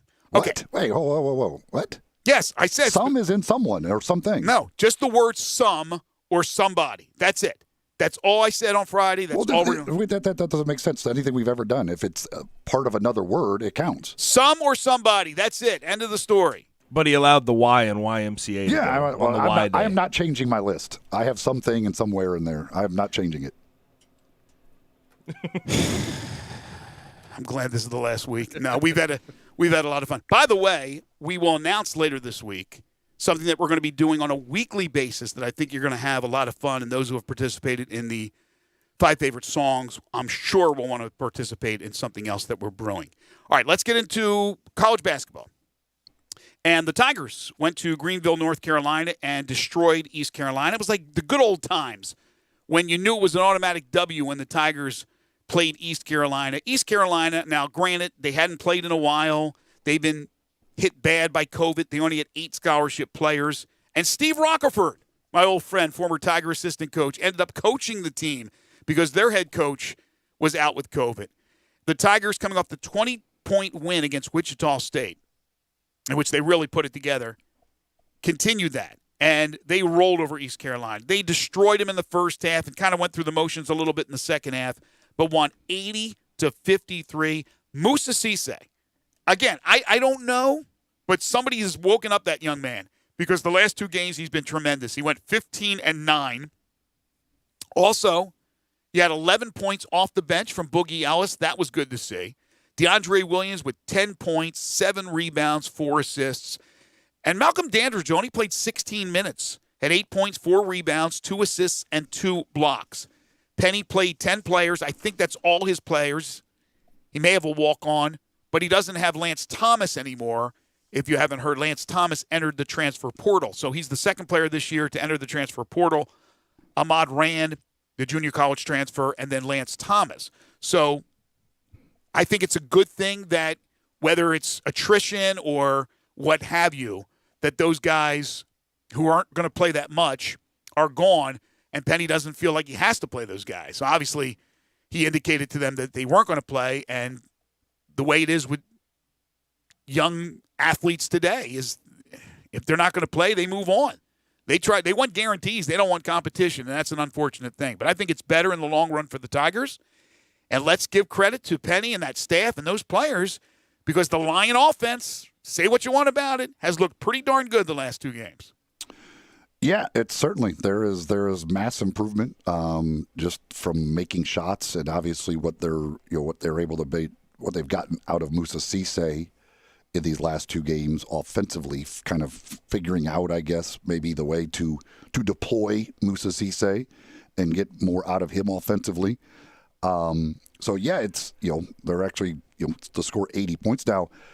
The first half was great. Second half, Penny not very happy with. They were outscored by 4 points in that second half, but when you're up by 31 at halftime, I'm not sure how much you can take out of that. They've made 11 threes in each of the last 2 games, which they had not done this year, and I think only made that many threes like 3 times last year. Mm-hmm. So that is not. So that certainly is good to see guys actually making some shots. They're now up to 4th in the nation in KenPom in defensive efficiency. So they've continued to be outstanding on the defensive end of the court, and now with the offense actually looking a little bit better. Now, and granted, yesterday also you kind of got to. You got to take it with a little bit of grain of salt when you're talking East Carolina, who was bad to begin with and played extremely shorthanded in players and their head coach. So I don't know exactly how much, but there are times in the past where even against a shorthanded East Carolina team, they didn't look good offensively. So you take what you can get. Yeah, I'm not saying save a tournament slot for the Tigers necessarily right now after a win at East Carolina, but I like that they followed up that game against Wichita State and that performance with that performance, at least in the first half in this game, on the road against a team that they could have looked at and said, well, they don't even have enough players. Oh, they barely have enough players, and lose the momentum, lose that just will. They didn't. They came out and they stomped them. This game was over in the first half, and nobody played more than 24 minutes. It was DeAndre Williams at 24 even. He played the most minutes, so it's not like these guys were lugging 32 or 33 around. They played, and they should be fresh for what is a very busy week in which the Tigers will play 3 games. But, yes, they will get the test coming up. SMU for 2, and then UCF for 2. And I know UCF has struggled here of late. In fact, SMU on Saturday destroyed UCF 78-65. UCF earlier in the year had beaten Florida State and Auburn. So I don't know what's happened to UCF, but I know SMU is a well-coached team and a solid team. And Memphis will play them tomorrow night here at FedEx Forum. And again, now a limited amount of fans can be there. And then Thursday night in Dallas. And then they play, is it Saturday or Sunday, Eli? Do you know off the top of your head? Is that the first of 2 at UCF? Well, UCF games are Monday, Wednesday, right? Okay, so there's nothing this weekend? In any case, I don't think so. Yeah, okay. I think it's Tuesday, Thursday, Monday, Wednesday. Okay, but that's still a lot for college basketball. That's 4 games in a very short period of time, relatively short period of time. And as I've been harping on, you can take yourself out of the conversation if you struggle here. And just because you make a run doesn't mean you're necessarily in the conversation. When I say conversation, I'm talking about an at-large bid. They're still ways away from that. But if you roll through these games, you can get these wins. Even though they're not quadrant 1 wins and these big-time wins, top 25 wins, you set yourself up for when those 2 games come up against Houston, currently a top 10 team, to make them very meaningful. So you can hurt yourself. Don't necessarily help yourself here, but you're able to put yourself in position to help yourself later. And I like what I'm seeing the last 2 games. I've been certainly on this team, on this offense, on Musa Cisse. who has come through. And I like little short spurts of this guy in, this guy out. I don't like the deep rotation, but again, you don't have Thomas anymore. You don't have Rand, although he didn't get a lot of action. They want to go 10. That's fine. I think these players all contributed yesterday. Damian Ball is starting to get back from an injury. 18 and a half minutes, 3 of 5 from the field. He ends up with 8 points. I still like him in the long run for this team. Maybe not the next month or so, but I'm talking about next year. Assuming, again, he's back. I do like his size and that he can run the point. Alex Lomax, who was great in the win over Wichita State, did have 5 assists and only 2 turnovers in this game. Didn't score much. He had a couple of free throws made, but didn't start jacking shots, trying to do things that he shouldn't be doing. And it's still DJ Jeffries is still a guy that you're trying to wait to see him explode. He ends up with 8 points, but was a plus 26 on the court, which was darn good. The best, in fact, on the Tigers team. So he's picking up his defense. We know Quinones can play defense. Defensively, this team, as you said, just look at the efficiency numbers, one of the better teams in the nation. Now you start making some outside shots, and it's not like they shot 40 times from 3. They were 11 of 25. That's 44%. You love those numbers. So let's see if the Tigers can keep it going. Yeah, the last 2 games they've been efficient on the offensive end, which is something they just haven't been. Now, the free throw shooting still wasn't very good at 11 of 19, but and the thing, listen, you talk about DJ Jeffries. I think we just have to adjust what our expectations of DJ Jeffries. You say waiting for him to explode. I don't think it's going to happen. I just think this is DJ Jeffries.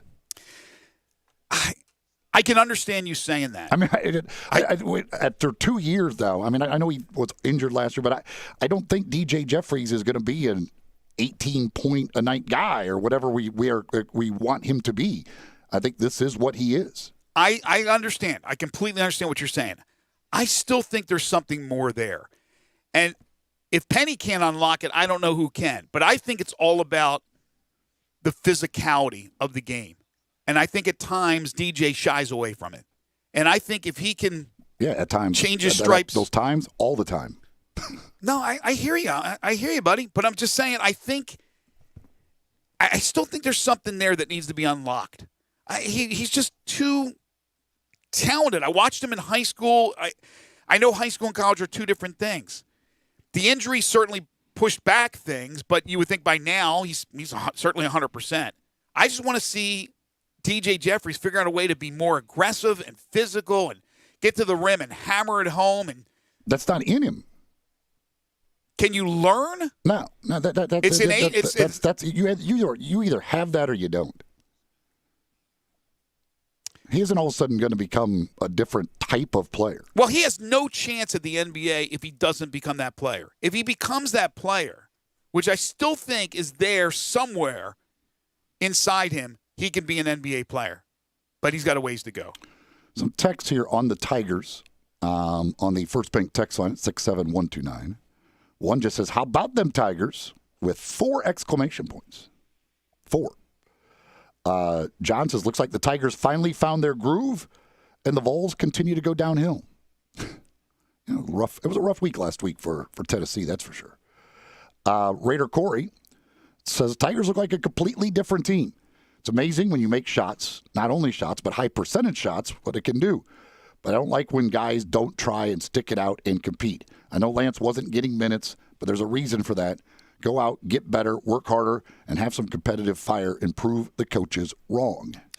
That's old school thinking, but I think the same way, Corey. It's just not today's athlete. I mean, there are some that do it, but for the most part, and I'm generalizing, they take their ball and go home. They move on. They want to go to a place where they're guaranteed. They don't want to compete. Let's see here. A text says, any thoughts on why the Memphis game was not listed on FanDuel? I didn't notice. If it wasn't, I would guess it's probably because of they probably had, with the uncertainty around East Carolina and who was going to be able to play and all of that stuff. Mm-hmm. That might be a reason that it was not on the board. That's correct. I don't know. I don't know where it was or wasn't. Didn't really look for it at all, but I would guess that if it wasn't there, it's just because of the East Carolina uncertainty with the roster coming in. Another one says, when Penny took over the Tigers offense and his success with the Lion plan, has this shown us that the Toppert offensive system was the problem all along? Also says the next 3 games will be proof of the Lion offense. If it holds up or if it's a fluke, we'll see. Yeah, I mean, I don't think you could say because they've had success for a couple of games with this now that the old offense was the problem. I always the problem was guys couldn't make any shots, Yeah. and now they're actually making shots. And if they have another game where they don't make shots, it's going to look the same. Cody's brilliant. I just wondered at times if it was being comprehended by the players, like if they understood exactly. And Cody said they did, so I got to take his word for it, and they weren't making shots. But whatever adjustments the Lion offense is, which does seem to be more movement, and not you don't see too much stagnation. You don't see a guy just dribbling out front for 10 seconds and then picking up his dribble and then being double teamed. Now, they're moving the ball around and they're setting up teammates. There's more screens. I see more screens.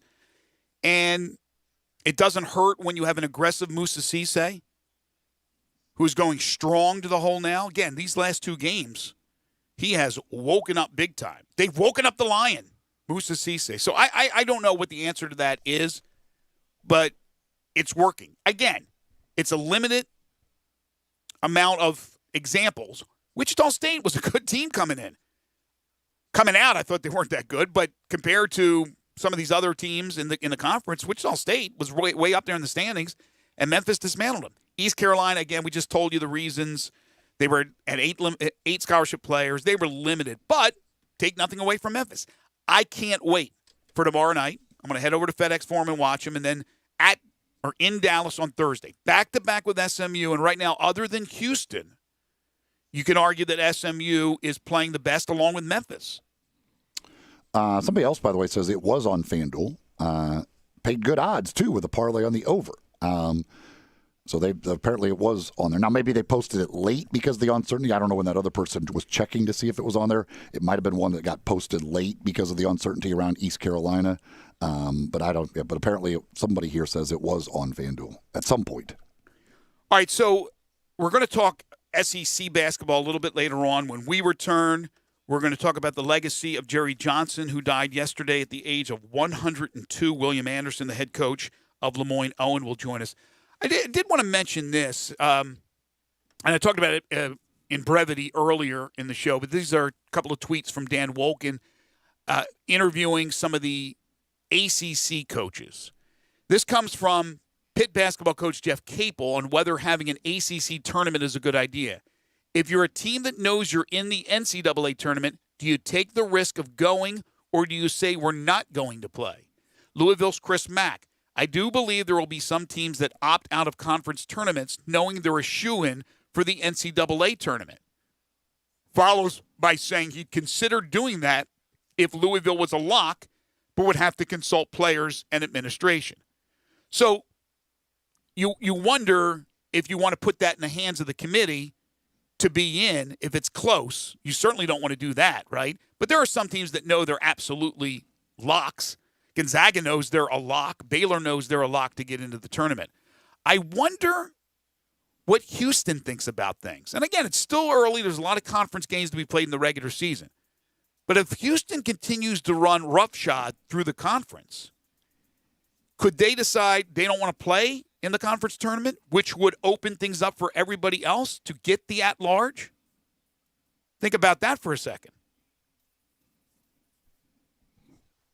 I mean, I guess it's a possibility. I wouldn't think that they would opt out of it, but yeah, I mean, it certainly, because I think, especially for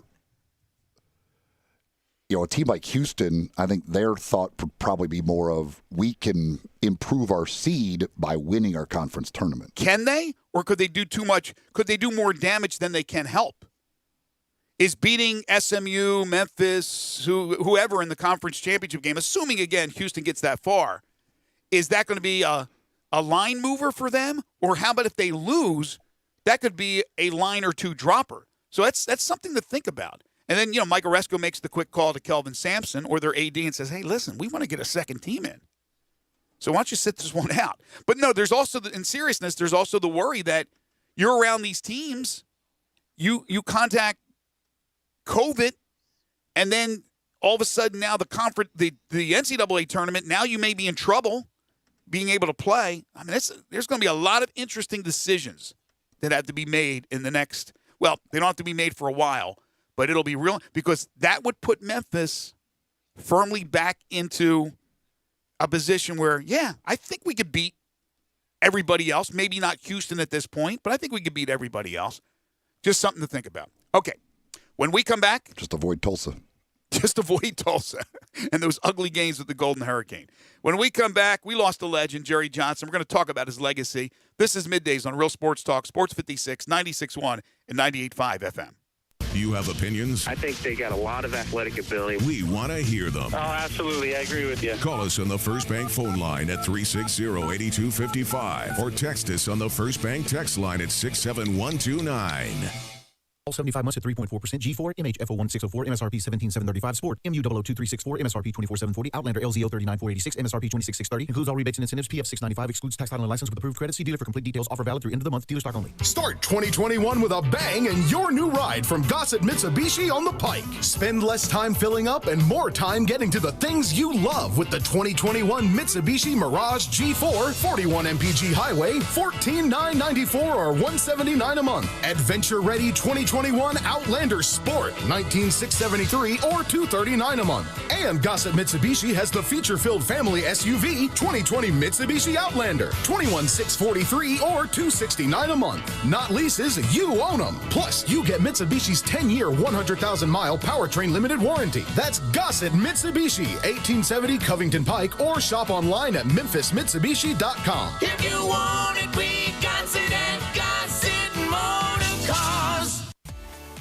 At Jason's Deli, when you're dining in or picking up curbside, you can expect wholesome food and no surprises, just delicious sandwiches, crisp salads, and quick quality meals made with the freshest ingredients and no artificial trans fats, MSG, high fructose corn syrup, or artificial colors and dyes. Around here, a lot of thought goes into what we put into our food and what we take out of it, because you're not just taking a bite, you're getting a taste of who we are. New items are constantly being created to expand our menu for all tastes and special diets with vegan and gluten-free options available. Convenience and on-time delivery you can count on. It's just a click away at jasonsdeli.com, so whether you need to feed 5 people or 5,000, the team at Jason's Deli, they have the credentials and the commitment to keep you satisfied. Freshness is nearby at Jason's Deli with locations at Ridgeway in the Park Place Center, Poplar and Highland, Germantown Road in Cordova, and on Goodman Road in Olive Branch. Jason's Deli. It's wholesome food and no surprises. The Winter Collection sale now until March at Lexus of Memphis at 2600 Ridgeway and online at lexusofmemphis.com. Your one and only Lexus dealership in Memphis. This great Winter Collection sales event has super special financing offers featuring the flagship LS500, and Lexus named the #1 certified pre-owned program in the industry for the 4th straight year by U.S. News and World Report. The Winter Collection sale now until March at Lexus of Memphis. Experience amazing at Lexus of Memphis. It's free furnace time. Hi, this is John Conway with Conway Services. Are you considering replacing your air conditioning system this spring? January is one of our slowest months of the year. Our warehouse is full and our crews are slow. So to spark business during these cold winter months, Conway Services is giving away Carrier 80% gas furnaces absolutely free with the purchase of a standard Carrier air conditioning system. That's right, purchase a Carrier air conditioning system in the month of January and get a gas furnace absolutely free.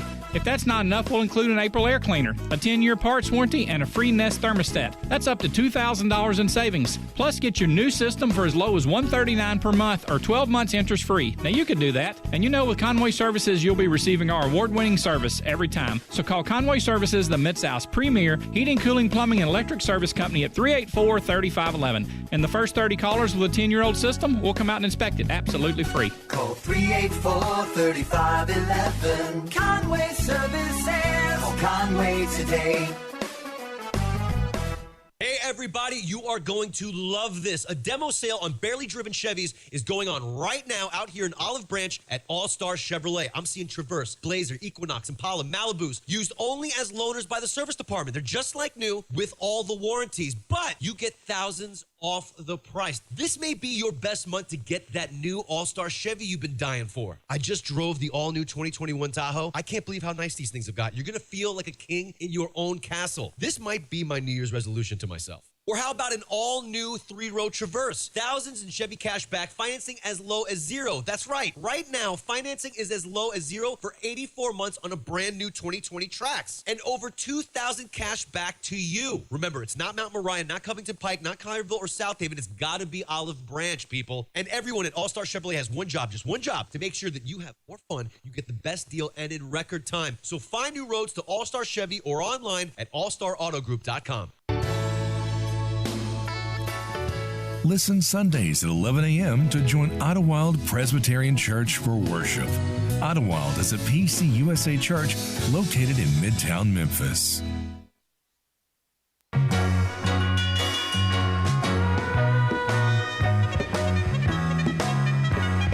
Now, back to Sports 56 Middays. This hour of Sports 56 Middays is brought to you by James Gaddis Jewelers at 4900 Poplar. Here once again are Greg Gaston and Eli Savoy.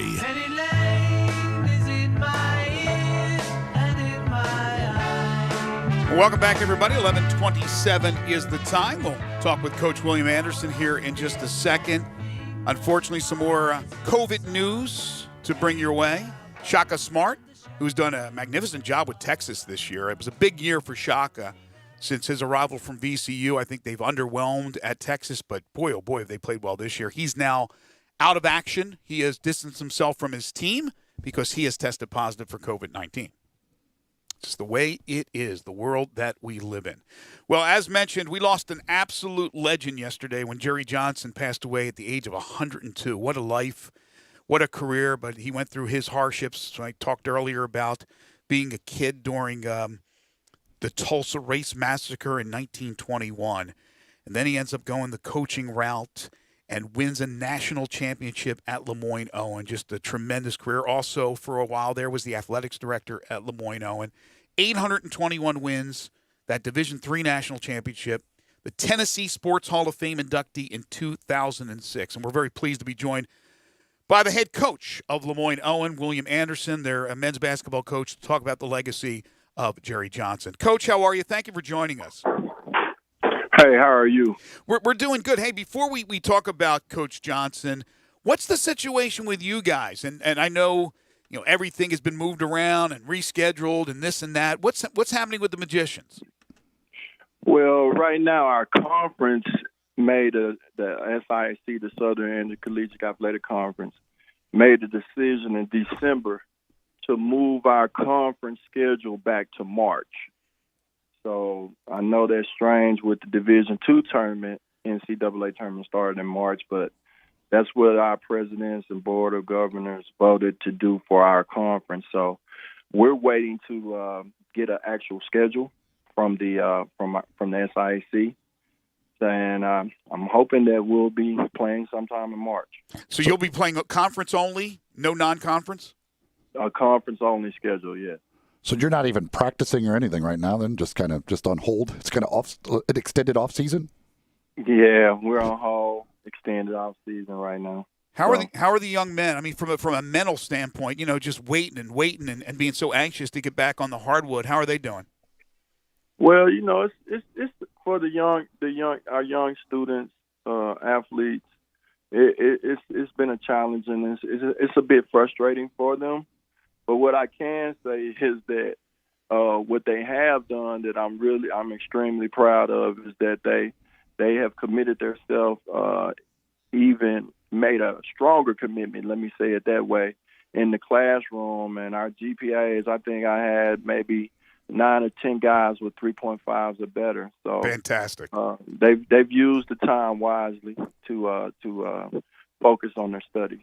Well, that's great news. Well, can you? I guess we'll just start kind of put into words a little bit about what Jerry Johnson, what he meant for obviously that program, for you as the head coach there now. What are your thoughts and the meaning of what Jerry Johnson was for you.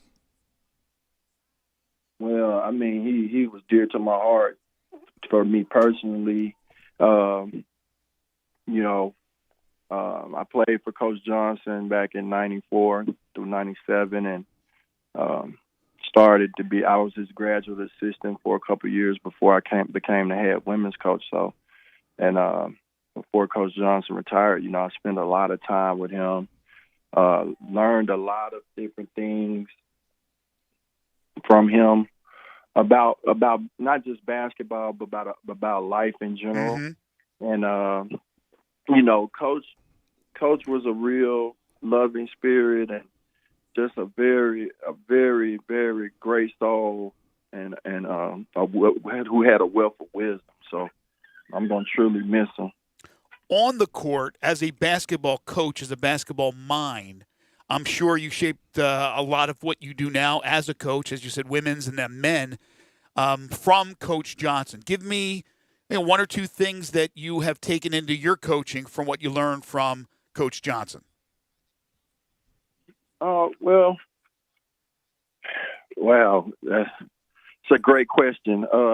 One of the things that I think that I do really well that's very similar to Coach is that, I try to be a teacher of the game.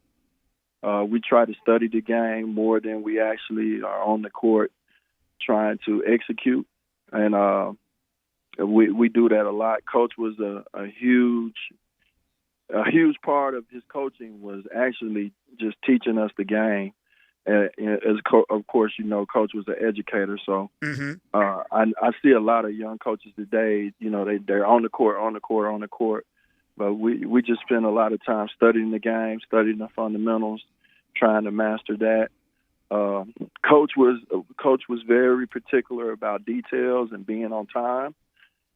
So I stress to my guys, we overemphasize, if you're supposed to be there at 1:00, that means you're there at 12:45. Right. If you're on time, you're late. And we try to instill in our guys to pay attention to details, as well as Coach really, if you ever seen me coach, maybe the Memphis game, maybe I get a little excited there, but most games, the game is the test, and that was Coach's the way he taught. He did a lot of his talking and teaching and practice, but when we play, if you ever had an opportunity to watch Coach Johnson, he didn't say a whole. He wasn't a yeller and a screamer when the games were played. He wanted to see how well you were able to pass the test against your opponent. And so he didn't want to be a distraction to us as we played the game to take us mentally out of what we were doing. And that's something that some people say I do it too much. I don't scream enough. So, but those are some things that I do similar to Coach Johnson. You mentioned that you played for him. When he was recruiting you, what was it that made you want to play for him? Well, Coach, I had actually came home and I was doing AAU. That's when the 1300 national tournament was coming to Memphis every year, and I was heavily involved in coaching teams during that era and hosting that tournament. So Coach had kind of seen me coach players like Lorenzen, Jeremy Hunt, Andre Allison. And so he saw me working with the young people, and he was like, why don't you just stay home and come over here? And that whole summer, he came up to Wooddale High School every day, and we talked, and he actually told me a lot about Lemoyne. We talked about, about life and, what you want to do after basketball.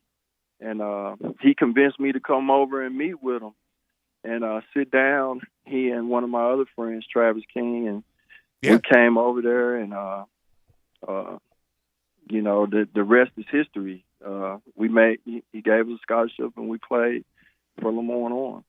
William Anderson's joining us. He's the head coach of the men's basketball team at Lemoyne Owen College. You can follow him on Twitter at CoachA_LOC.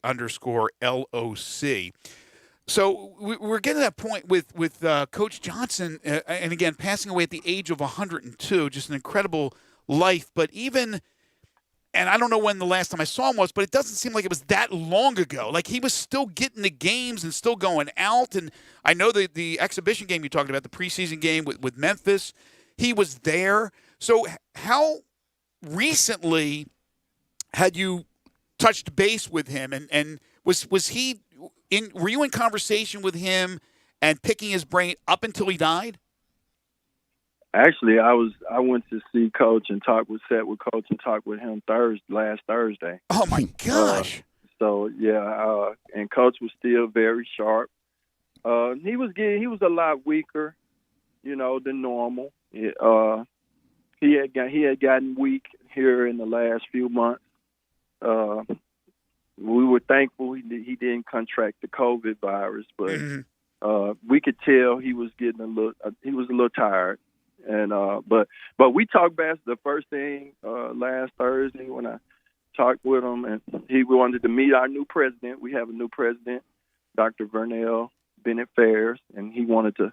He couldn't wait to meet her, and he wanted to know about the team. Same question you asked: when they're going to let you play, when you're going to get a schedule. I mean, he was just as sharp as ever. And he was truly blessed, man, to have lived as long as he lived. Yeah. He drove until he was 101. Oh, my I heard Penny say that. Penny said that yesterday when he opened up his press conference, and he said that he was driving until he was 101. And I'm like, that blows my mind that at 101 you could still be driving. I mean, I saw a guy race by me on 240 at like 100 miles an hour, and I figured it was Coach Johnson, but I wasn't 100% sure. Yeah, nah. In his later years, Coach stayed off the expressway. But a true story about that is, I think when Coach was about 93, I might be off a year or two, he had to get his license renewed.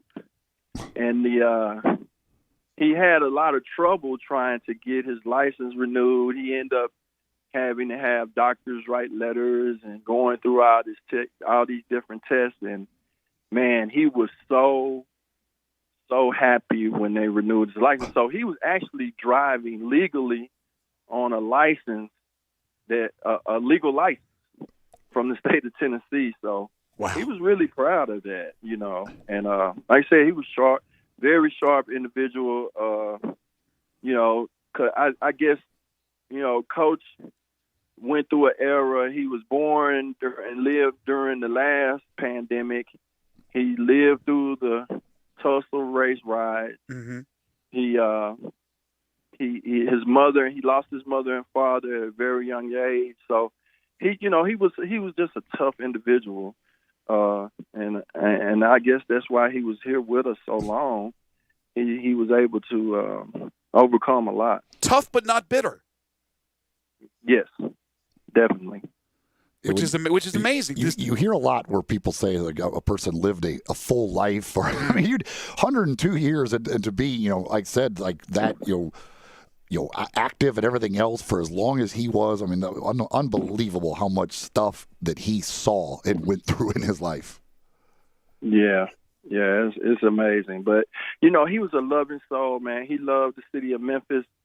Of course, he loved Lemoyne, but he loved the city of Memphis. He supported the Tigers. He supported everything about Memphis, and he did his best to do whatever he could to help, young men like myself and just inspire us to just be the best that we could be. Yeah. And so, that's Coach Johnson's legacy. As soon as the news came down, you saw on social media John Calipari making gracious comments and paying tribute, Penny Hardaway, and did so after the game they played yesterday at East Carolina on the Zoom calls with the media, talking about Coach Johnson. First thing he talked about after they won the game. He was a beloved figure. There's no doubt about it. Now, I also read, and I didn't know this, and maybe you can give us some information, but they did a documentary about his life that they showcased, I think, in the fall of 2020 at some of those film festivals. What can you tell us about that? Yes, we the Jerry C. Johnson Foundation. We work with a young director here out of Memphis, out of the Memphis School of Art, and he's gone on to do great things out in California now. But Mariko Coleman and Coach Johnson met Mariko, and we were throwing around the idea of doing a documentary, and he just liked Mariko, his presence, and what he was trying to do, and so Coach agreed to do a documentary of his life story. We were fortunate enough to get it in the Burbank Film Festival. I think I know we won the Choice Award in that, and then it was in the Indie Memphis Film Festival, as well as the International Film Festival in Nashville, and won an award for Best in Tennessee. Oh, wow. So it's a couple other festivals that's coming up here in the spring that the film will be in as well. So we're hoping to turn it into a biopic. I mean, Coach has an All-American story. He does. If you really think about the fact that he was two people removed from the person that invented the game of basketball. Yeah. I mean, really one person removed from the person that invented it. But, because he learned it from Johnny McClendon, who learned it from Naismith. Mm-hmm. And he was considered one of McClendon's boys. And, Coach went around the country, a lot of people who don't know, with Johnny McClendon, and they were teaching like Bobby Knight and, different coaches of that era, Dean Smith. They would go and do clinics, and these guys would come and watch the clinics, and they would actually teach them the game. Wow. Because McClendon, has such an imprint on how we play the game today, but, just how the game evolved. And so, Coach Johnson was a part of that.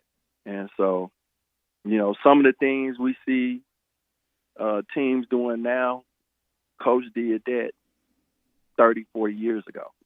That's just crazy. Incredible. I wanted to ask you before we let you go, if Coach was coaching today compared to when he was coaching, but I mean he was alive until yesterday, so he knows about today's student athlete. We've talked a lot, Coach Anderson, about the transfer portal in Division I, and I'm sure in all divisions, with kids deciding that we want to move on, and a lot of that I think is the competition, that they don't want to compete for jobs. They want to be told and given guarantees and things of that nature. Now, there may be other reasons as well, and there's certainly good reasons why some want to transfer. They have family issues. They want to be closer to home, all that stuff. But I wonder, in your conversations with Coach Johnson, what he thinks about when talking so glowingly about today's athletes. Does he also have maybe some issues with today's athletes compared to when he was in his prime coaching? Well, what I'll say to that is, Coach and I didn't talk specifically about what's going on with the transfer portal, but as my time as the head women's coach and when Coach was still the men's head coach, mm-hmm. Most schools participate in the National Letter of Intent, and that program is basically designed for this. Once the student signs, he or she has basically signed a binding contract to go to that institution. Mm-hmm. And if they do not, then they would have to sit out a year. They would pay a penalty. And so we have never, Lamorne has never, because of Coach Johnson, he did not believe in that program. He did not believe in holding kids from following their dream and doing what they wanted to do. So, I don't think he would be against the transfer portal, but what I would say is he never had a bunch of kids that wanted to transfer. Right.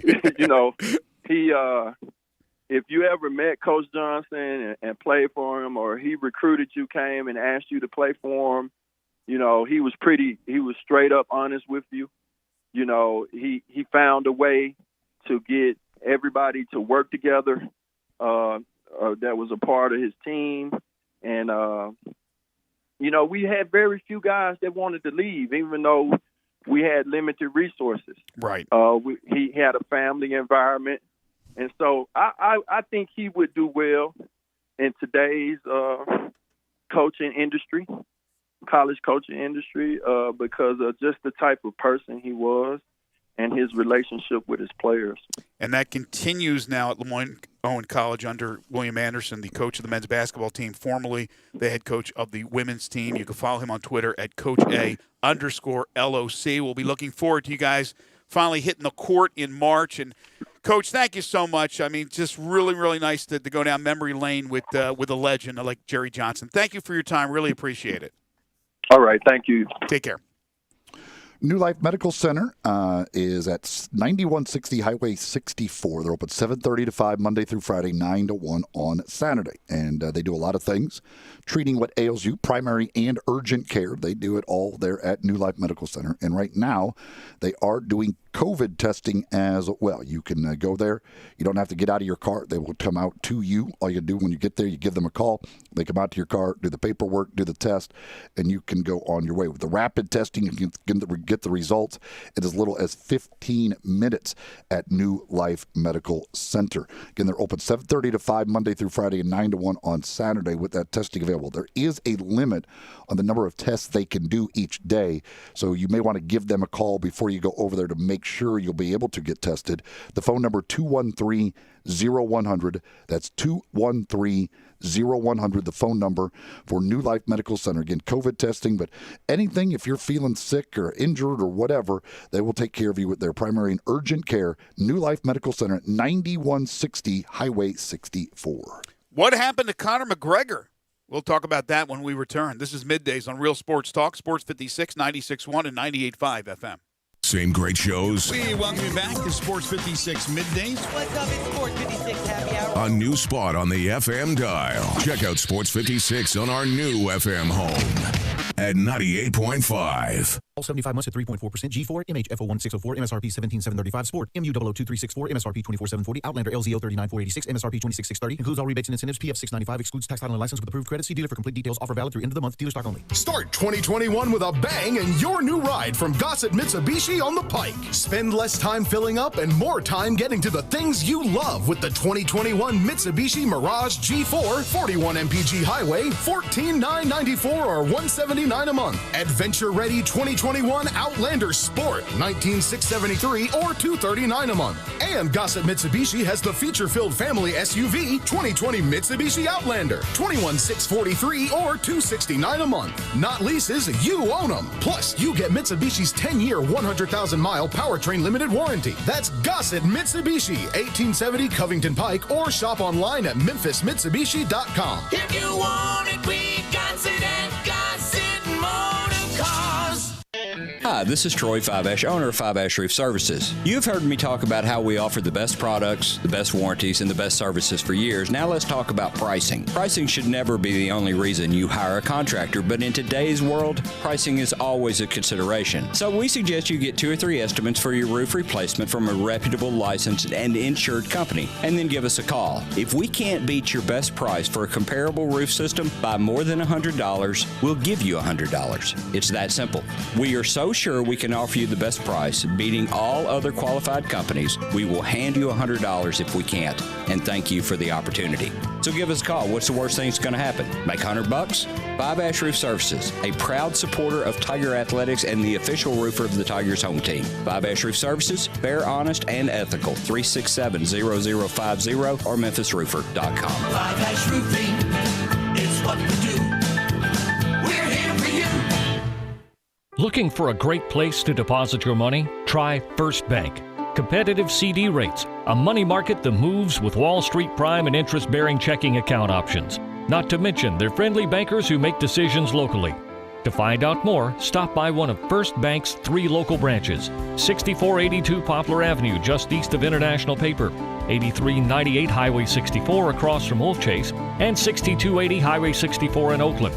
Or visit firstbankonline.com. Member FDIC. Mid-South, there's never been a better time to buy than right now at Gossett Kia on Covington Pike. So start your new year in a new ride like 2021 Kia Forte, $142 a month lease. The all-new 2021 Kia Soul, completely redesigned exterior and interior, yours for $148 a month lease. Plus the sporty midsize sedan 2021 Kia K5, $182 a month lease. All 36 months, $31.49 due at signing. Plus Kia's 10-year, 100,000-mile powertrain limited warranty. So hurry to Gossett Kia Covington Pike. Online, KiaCovingtonPike.com. Ask for Bobby J. He'll put you in a Kia today. If you want it, we got it at Gossett Motor Cars. All 36-month leases, $31.49 due at signing, 0 security deposit, $650 acquisition fee, 10,000 miles per year, 20 cents excess mileage, Forte ME296-274, MSRP $20,625, sold M77-55-682, MSRP $20,315, K5 MG 003-199, MSRP $25,725, includes all manufacturer rebates and incentives, PF $695, excludes tax title and license with approved credit, warranty is a limited powertrain warranty. See Kia.com or retailer for details. Offer valid through 1/31/21, dealer stock only.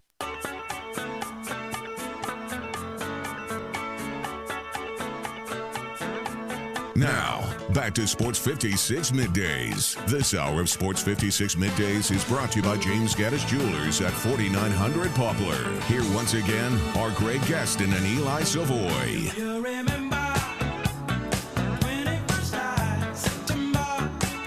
Welcome back, everybody. John Rothstein reporting that Tim Jankovic tells him that he will coach in tomorrow night's game between the Tigers and SMU. The SMU coach was not the head coach on the bench anyway for their game against UCF on Saturday because of a fever, but apparently not a COVID-19 deal.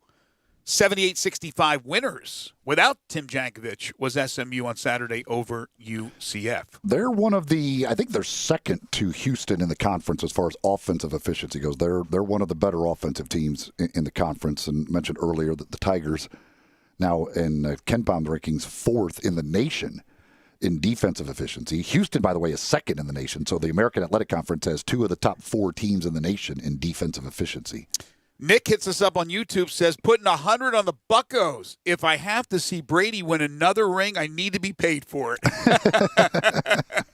I love that. That's I could see that. I don't think that's a good bet, but hey, it's probably should have learned not to doubt Tom Brady at this point. It would be interesting, though, in the narrative if Tom Brady's able to lead his team to 3 road playoff wins and then the Super Bowl played in his home stadium, unable to win. Yeah, that's why they said that they had to win 3 road games to play a home Super Bowl. It's very, very strange setup, and then you won't even have many fans there anyway at the game, so it's going to be a strange one. Also going to be interesting, the commercials during the Super Bowl, because there's a lot of companies who are normally very big in advertising on the Super Bowl who are not advertising on there this year because they're putting the money towards COVID. Budweiser has announced that. So that's Bud. I think Pepsi has already announced that as well, and those are 2 of the ones that you normally see the most commercials for. Wow, I didn't realize that. Yeah, they're Budweiser. I think I don't know if Pepsi's putting the money towards COVID stuff too, but I know Budweiser is taking the money that they would have been spending on advertising and put it towards COVID relief stuff. Conor McGregor fought on Saturday night at UFC 257, and Conor McGregor, certainly one of the biggest, if not the biggest names in the history of MMA, lost in the Dustin Poirier rematch, in which Conor McGregor, the first time around, knocked him out in the first round. This time, it was a second-round TKO for the man from Louisiana. So the question is, where does it rank as far as upsets? Now, here's the deal. Conor McGregor hasn't fought a lot. And in the rankings, he's actually below Poirier. But he beat him up the first time and beat him up good. And he was the favorite from Vegas, Conor McGregor was, to win the fight. And I'm not sure what it ended up going off as far as where it falls on the all-time list of upsets. But from a perception point of view, Conor McGregor losing Saturday was a stunner. I don't think this is Buster Douglas beating Tyson. But again, from perception, maybe not reality, this was stunning. Yeah, I mean, I know nothing about UFC whatsoever. But yeah, I mean, I figured just just because I know Conor McGregor. I don't know the other guy, but that's just because I don't follow the sport at all. Right. But yeah, I figured that Conor McGregor would win. I was surprised to see that he did not win that fight. Well, I was going to bet, and I was going to bet on Conor McGregor, and I saw that I wasn't going to make much money off it, and I'd have to lay a lot more money on it. And having been involved in MMA as long as I have been in boxing, I know you never say never, right? The upsets that I have seen and witnessed, whether it be watching it on TV or calling a match. So I decided not to bet. Now, Gabe went the other way and actually bet on Poirier and won. Yeah, because my man Conor McGregor hadn't fought in a long time. So you talk about upsets. I don't know how big of an upset it is, given how good Dustin Poirier actually is. He's a great fighter, has beaten everybody in that division besides Khabib, and before the fight, Conor McGregor. Right. He had beaten everybody. I mean, he had ran through that division. Yeah, he wasn't some tomato can, but... But I think the upset, the stunning part about it is how it was done. In the second round, just absolutely destroying Conor McGregor, connecting just perfectly on his jaw, taking his lead leg out. I mean, he from the bottom up beat the crap out of Conor McGregor. He did. I don't know if it's layoff. I don't know if Conor, who went, I think, away from his normal corner, his normal people that has trained him for all these years, they were different. In fact, I think that's what Khabib said. Didn't he call him out and said that's what you get for going away from the people that you've had that always got in you your, there, basically. Yeah. So I don't know what it is. It's still, like I said, from a perception standpoint, that is a big upset from people that know, and I tweeted this out, people who know the fight game, that know MMA, know that it wasn't a stunning upset. But if you look at the numbers, it was. And again, from the novice fan out there, it certainly was because McGregor was the name. Now, McGregor has a number of fights on this contract he has for Dana White. So he's going to be back in the octagon here, fairly soon. And he's got to get his ego checked and all that. And I think that was a wake-up call for him. Everything that he said. The one thing I was wondering about with this fight, going into it, is he had so much respect for Poirier that it wasn't the normal Conor McGregor show leading up to the fight.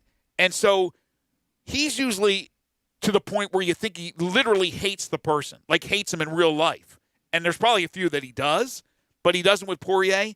But he didn't go off with the antics. So I don't know if that was part of it or what have you. But I think that was a great bet by you, Gabe, to be able to figure that one out. And also I think the usual McGregor antics go away because this originally started as an idea for charity because Dustin Poirier has the Good Fight Foundation where he and his family raise money to get food out for underprivileged people. So I think that's why it wasn't the same sort of drama.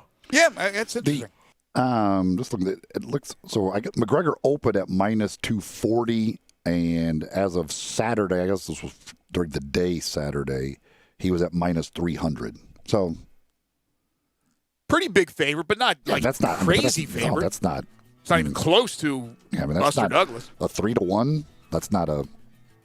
It's a favorite, obviously, but that's not a massive favorite. No, not at all. And he started off at less than 2.5 to 1. So, I don't. Yeah, I mean, yes, it's a surprising outcome, but it's by no means one of the great upsets that we've ever seen. No, like I said, it's more perception than reality.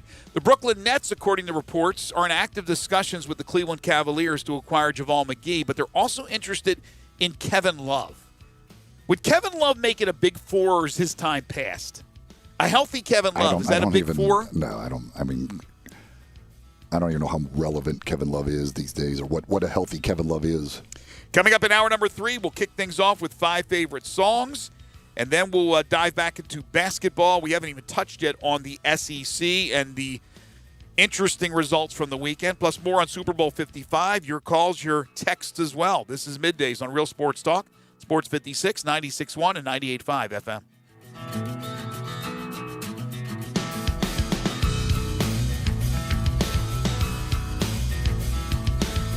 I'm here with the great Pat Donahue from the Rendezvous Restaurant Shipping Department. Thanks, Brett. We've been shipping our ribs all over the country now for decades from our USDA-inspected shipping kitchen in the Pinch District. We hand-cook our ribs in pits that Mr. Charlie built over charcoal, just like they do at the restaurant. So what comes in a rib box? We could do pork shoulder, we could do ribs, our sauce, seasoning, baked beans, coleslaw. We'll even throw in Pancho's cheese dip with our nacho boxes. We also put a bag of Rendezvous seasoned popcorn, heating instructions, some chef hats, some wet naps, and some other helpful tips from our kitchen. We ship our ribs overnight, exclusively FedEx. And we put them in nice packaging. We don't ever want to use styrofoam, so we use corrugated cardboard, actually 2 boxes that fit nice together. So the ribs get to you, your loved ones, or your clients in a safe, wholesome manner. Rendezvous ribs are perfect for out-of-town clients, customers, loved ones. We also ship ribs for any occasion. Where do we order these great ribs? You can go to www.hogsfly.com or give us a call at 1-888-464-7359. Charlie Burgos' Rendezvous Restaurant in the alley since 1948.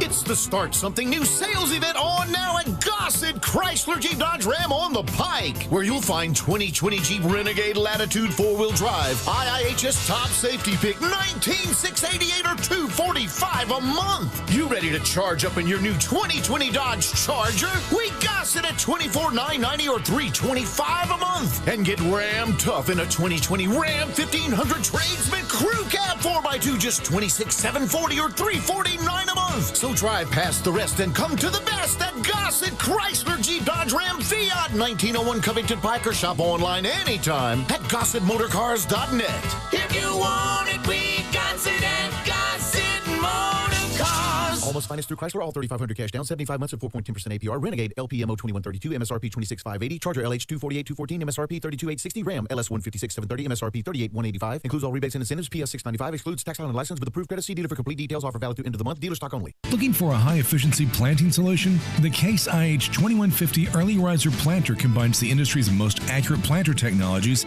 with a rugged row unit for a fast and uniform emergence.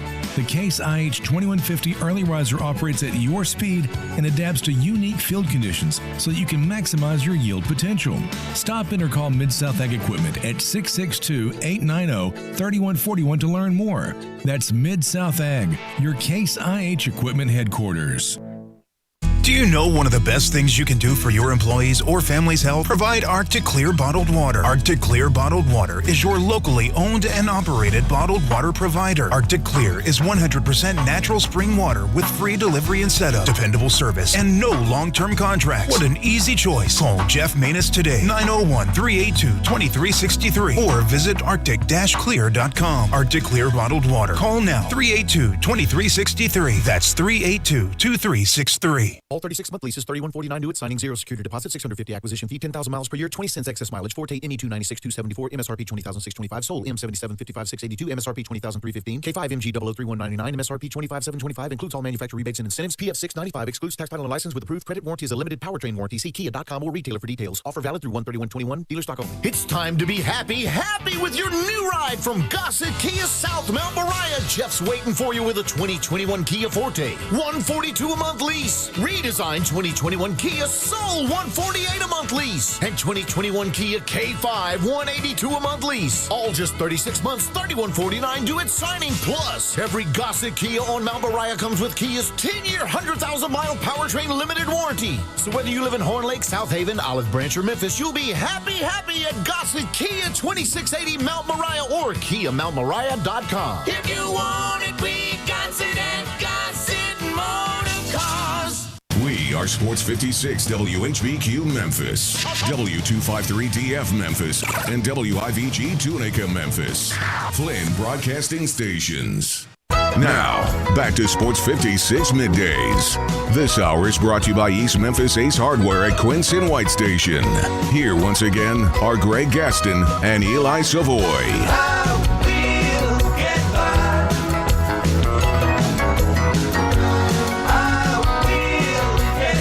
Welcome back, everybody. 12:05 is the time. We're all getting by on this Monday. Greg Gaston, Eli Savoy, Gabe Kuhn. We're in the Family Leisure Studios where family and fun come together. Family Leisure, 2120 Witten Road, just north of I-40. Third hour of the program is brought to you by East Memphis Ace Hardware at 5143 Quince Road, next door to Billy Hardwick's All-Star Lanes. They carry local products. They have a full-time locksmith. If it's convenience, service, knowledge, and price, then you have to head to East Memphis Ace Hardware. Heck, they have everything for you, including a full variety of Benjamin Moore paints. Give them a call at 901-683-8688 if you have any questions, trying to check on something that's in stock, or you just go online to acehardware.com where they offer free shipping. They're open Monday through Saturday, 8 to 7. Sunday, 10 to 4, it's East Memphis Ace Hardware. Never has a day looked like out the window more different than what it actually is than today, I don't think. Like, I look outside right now, it looks like it's freezing out there. It just looks, it's windy as heck, gray, just gloomy. It looks like it would be freezing outside right now. Well, we were talking about it at the start of the show, and you're absolutely right. So I got to my garage, and I opened the garage up, and I didn't have a jacket. And I go, oh, man, I'm going to have to get a jacket because it just looked like it was going to be cold. And it was actually a little cold in my garage for some reason. And so I stepped outside, and it was warm. I mean, it looks like it's cold, but it is far from that. That is for sure. Time now for 5 favorite songs. Five favorite songs.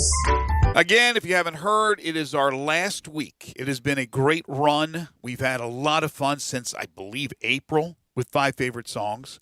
But don't fret.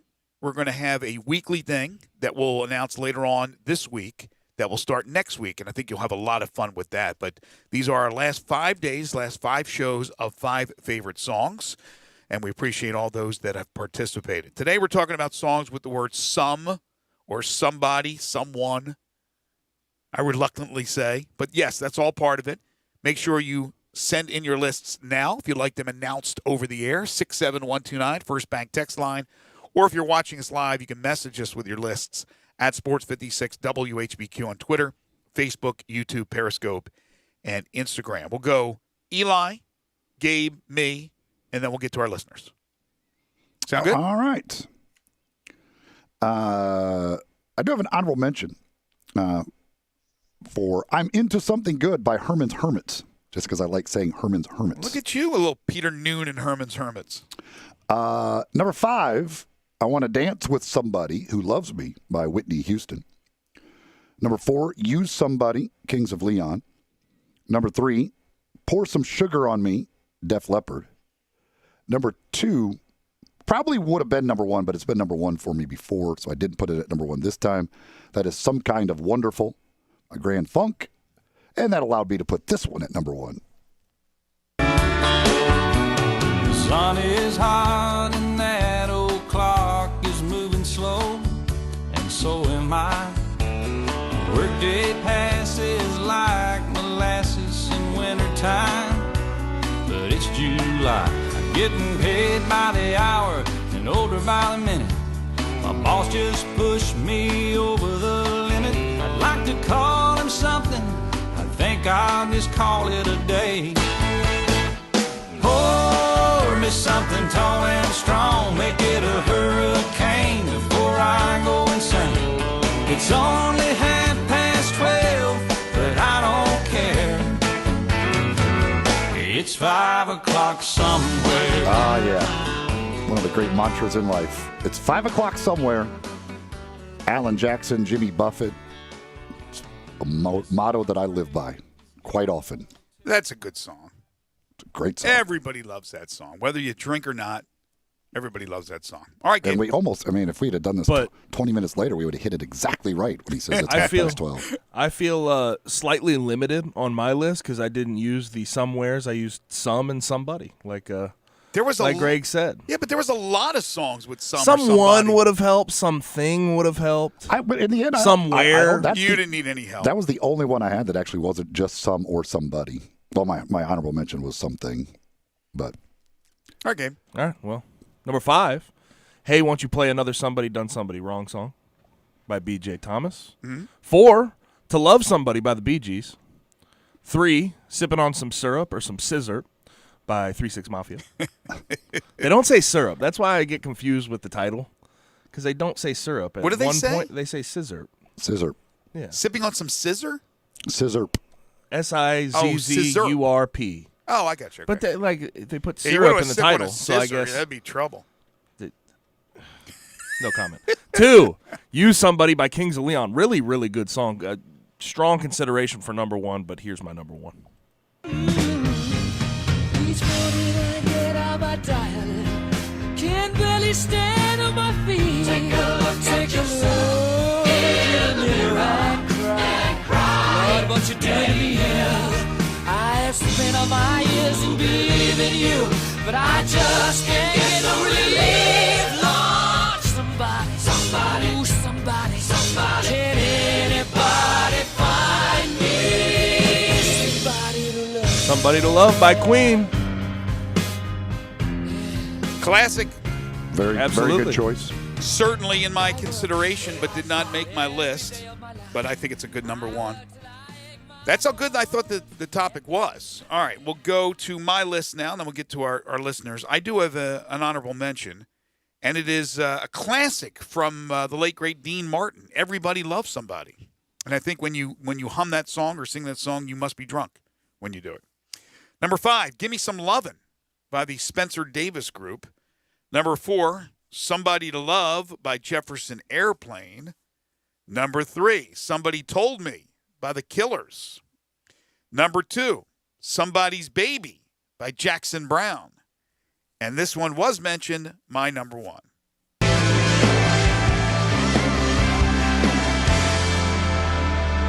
I've been roaming around, always looking down at all I see.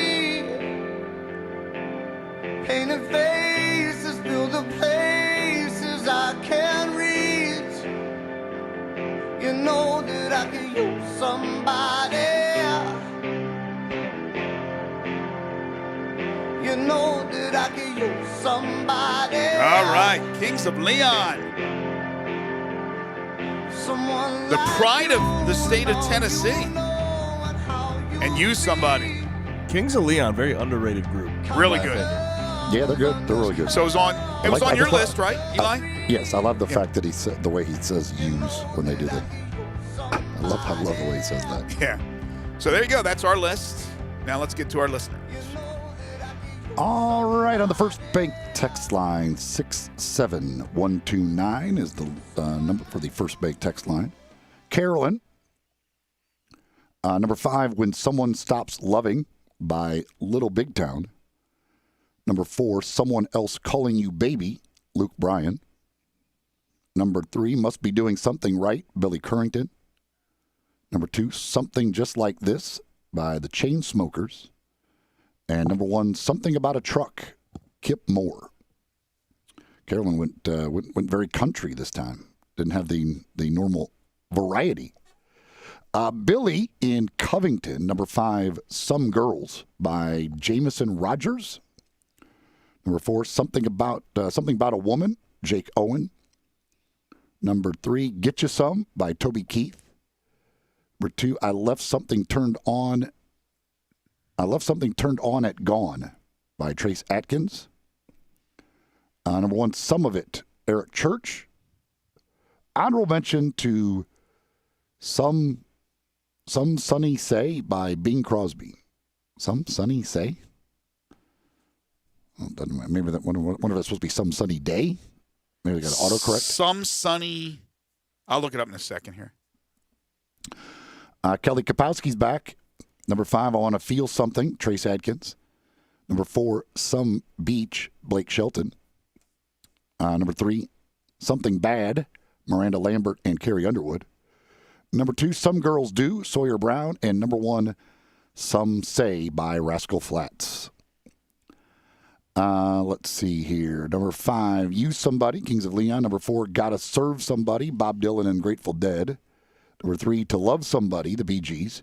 Number 2, Spend Some Time, Eminem. And number 1, Some Memories Just Won't Die by Marty Robbins. What was that Bing Crosby song again? It says Some Sunny Say. Some Sunny Say. Okay. Some sunny day. Some sunny day. Yeah, I figured. Crosby, I thought that might have been a little autocorrect that got him. Let's see here. Bobby in Halls. Number 5, To Love Somebody, Michael Bolton. Number 4, Somebody Like You, Keith Urban. Number 3, Tell Me Something Good, Rufus and Shaka Khan. Number 2, Some Beach, Blake Shelton. And number 1, Some Kind of Wonderful, Grand Funk Railroad. Honorable mention to Everybody's Somebody's Fool by Lawrence Welk. Raider Corey, number 5, Somebody's Watching Me by Rockwell. Number 4, Are You That Somebody by Aaliyah. Number 3, Somebody Loves You, Baby by Patti LaBelle. Number 2, When Somebody Loves You Back, Teddy Pendergrass. And number 1, I Want to Dance with Somebody by Whitney Houston. Downtown Leo. Number 5, Somebody's Watching Me, Rockwell. Number 4, Somebody to Shove, Soul Asylum. Number 3, Somebody's Baby, Jackson Brown. Number 2, Some Girls, Rolling Stones. And number 1, Some Might Say by Oasis. Somebody says, Give Me Some Lovin', Spencer Davis Group. Lou in KC. Honorable mention to Somebody's Baby by Jackson Brown. Number 5, Somebody's Getting It by Johnny Taylor. Number 4, Somebody Got Murdered by The Clash. Number 3, Reach Out and Touch Somebody's Hand by Diana Ross. Number 2, Somebody's Watching Me by Rockwell featuring Michael Jackson. Mm-hmm. And then number 1, Everybody Loves Somebody by Dean Martin. Ray in Cordova, honorable mention to It's 5 O'Clock Somewhere. Number 5, I Want to Dance with Somebody, Whitney Houston. Number 4, Wanna Be Starting Something, Michael Jackson. Number 3, Somebody to Love, Jefferson Airplane. Number 2, Something About You, Level 42. And number 1, Somebody by Bryan Adams. Bobby in Midtown, honorable mention to Somebody's Always Trying by Samantha Fish. Number 5, Somebody to Love You by Delbert McClinton with Mavis Staples. Number 4, Done Somebody Wrong by the Allman Brothers. Number 3, Somebody's Baby by Jackson Brown. Number 2, Some Girls by the Rolling Stones. And number 1, Everybody's Getting Them Some by Junior Wells with Bonnie Raitt and Sonny Landreth. Danny, number 5, Some Girls, Rolling Stones. Number 4, Somebody's Been Sleeping in My Bed by Foghat. Also by Goldilocks. Number 3, Somebody to Love, Queen. Number 2, You're Nobody Till Somebody Loves You, Dean Martin. And number 1, Some Heads Are Gonna Roll by Judas Priest. What is that Rolling? Some Girls by Rolling Stones. There's a lot of people mentioning that song, and I cannot. I'm not picturing that song. Gabe, can you check that out for us? Some Girls. Yeah, I can't either. I'm not the biggest Rolling Stones fan. I got to be honest with you, but they have a billion songs. I feel like it's a song that I've had to have heard before, and I can't think of a song by the Stones called Some Girls, but there's a lot of people that keep mentioning it. Let's see. Number 5, Somebody Slapped Me, John Anderson. Number 4, another Somebody Done Somebody Wrong song, B.J. Thomas. 3, Somebody Get Me a Doctor, Van Halen. Number 2, You Somebody, Kings of Leon. And number 1, Some Girls by the Rolling Stones. Some girls give money. Some girls buy clothes. Okay, I've heard this song before. Some girls give jewelry that I never thought I'd own. Some girls give me diamonds. It's not ringing a bell to me. Some girls. I've heard it. I'm not familiar. It's not one I've heard a bunch, but I have heard that song before. When I was growing up, I had a friend who was a huge Rolling Stones fan. That's why I think I've heard every Rolling Stones song in the world quite often. Well, when I was growing up, it was always a battle between the Beatles and the Rolling Stones. Like, for some reason, you couldn't like both. You were either a Beatles fan or a Rolling Stones fan. They also threw an honorable mention for somebody that I used to know by. Is it Goatie or? It is Gautier. It's Gautier. Gautier. Yeah. That's a good song, too. That's a very good song. Somebody says Sam Cooke, Somebody Eased by Trouble in Mind. Let's see here. Honorable mention for Somewhere Over the Rainbow. Jerry Lee Lewis version. Jerry Lee Lewis, really? Not Judy Garland? No, a little disrespect for Judy Garland? The Israel version's the best. Who? Fantasia. Remember I brought that up. Fantasia did a wonderful version when she was on American Idol. Probably won her American Idol, as a matter of fact. Remember I remember that. What is it? Kamakawi Wiole? Is that something like that? Oh, yeah. Israel Kamakawi Wiole. Oh, yeah, yes, that's right. That's yes. right. Somebody says, okay, they say Some Girls by the Rolling Stones is also the name of the album, but the song Some Girls is not the most popular song on that record. Controversial lyrics. Let's see. Number 1, Somebody Done Somebody Wrong song. Number 2, It's 5 O'Clock Somewhere. Number 3, Somebody to Love. And number 4, Somewhere in the Night by Barry Manilow. We haven't had very many Barry Manilow mentions throughout this. I think that's one of his better songs, Somewhere in the Night. That's a really good one. Who said that list? Are you a fan of Low? I like some of the stuff. Like, there's some of those songs I just don't like at all. Like, I'm not a big fan of Mandy and things like that, but Somewhere in the Night is a good one. Like, I'm not a Copacabana guy, but I like... How do you not like Copacabana? It's kind of goofy, but I write the songs. You got to like Copacabana. It's okay. It's okay. But yeah, I mean, nothing wrong with Barry Manilow. Leo says, Some Girls is the Stones album with Beast of Burden, Miss You, and Just My Imagination. Wow. You can see why that's not the most popular song. Yeah, I can see that as well. That is all of the list I have here on the First Bank text line. All right, on social media, let me start on Facebook with John. Honorable mention, Something to Believe In by Poison. Good song. Very good. Number 5, Sipping on Some Syrup by UGK. You familiar, Gabe, with UGK? That's they 3-6 Mafia. That's what they're talking about. That's 3-6 Mafia? I don't know the. I'm just reading from John's. It's 3-6 Mafia. Okay. It's got to be the same song. Number 4, Some Fun Now by John Hyatt. Number 3, Get Some Crunk in Your System by Pastor Troy. Number 2, Gimme Some by Nina Simone. And number 1, Somewhere by Tom Waits. This is Andrew on Facebook. Number 5, Somebody to Love by Queen. Number 4, Lose Somebody, One Republic. Number 3. One Republic, yeah. One Republic and is it Kygo? Kygo. It's One Republic / is it Kygo? Number 3, Somebody That I Used to Know by Gautier. Number 2, Somebody Like You, Keith Urban. And number 1, Somebody You Loved by Louis Capaldi. How about Louis Capaldi gets a mention? I believe for the very first time. Okay. A little Capaldi never hurt anybody. No, it's delicious with balsamic vinaigrette. It's a delicious it says salad. Rod Stewart, Some Guys Have All the Luck. Good song, too. Mm-hmm. It's a pretty vast category. All right, so for tomorrow, let's go with the one of the suggestions we got, I think, from John on Yes, No, which is shocking that we haven't done any of those. That sound all right?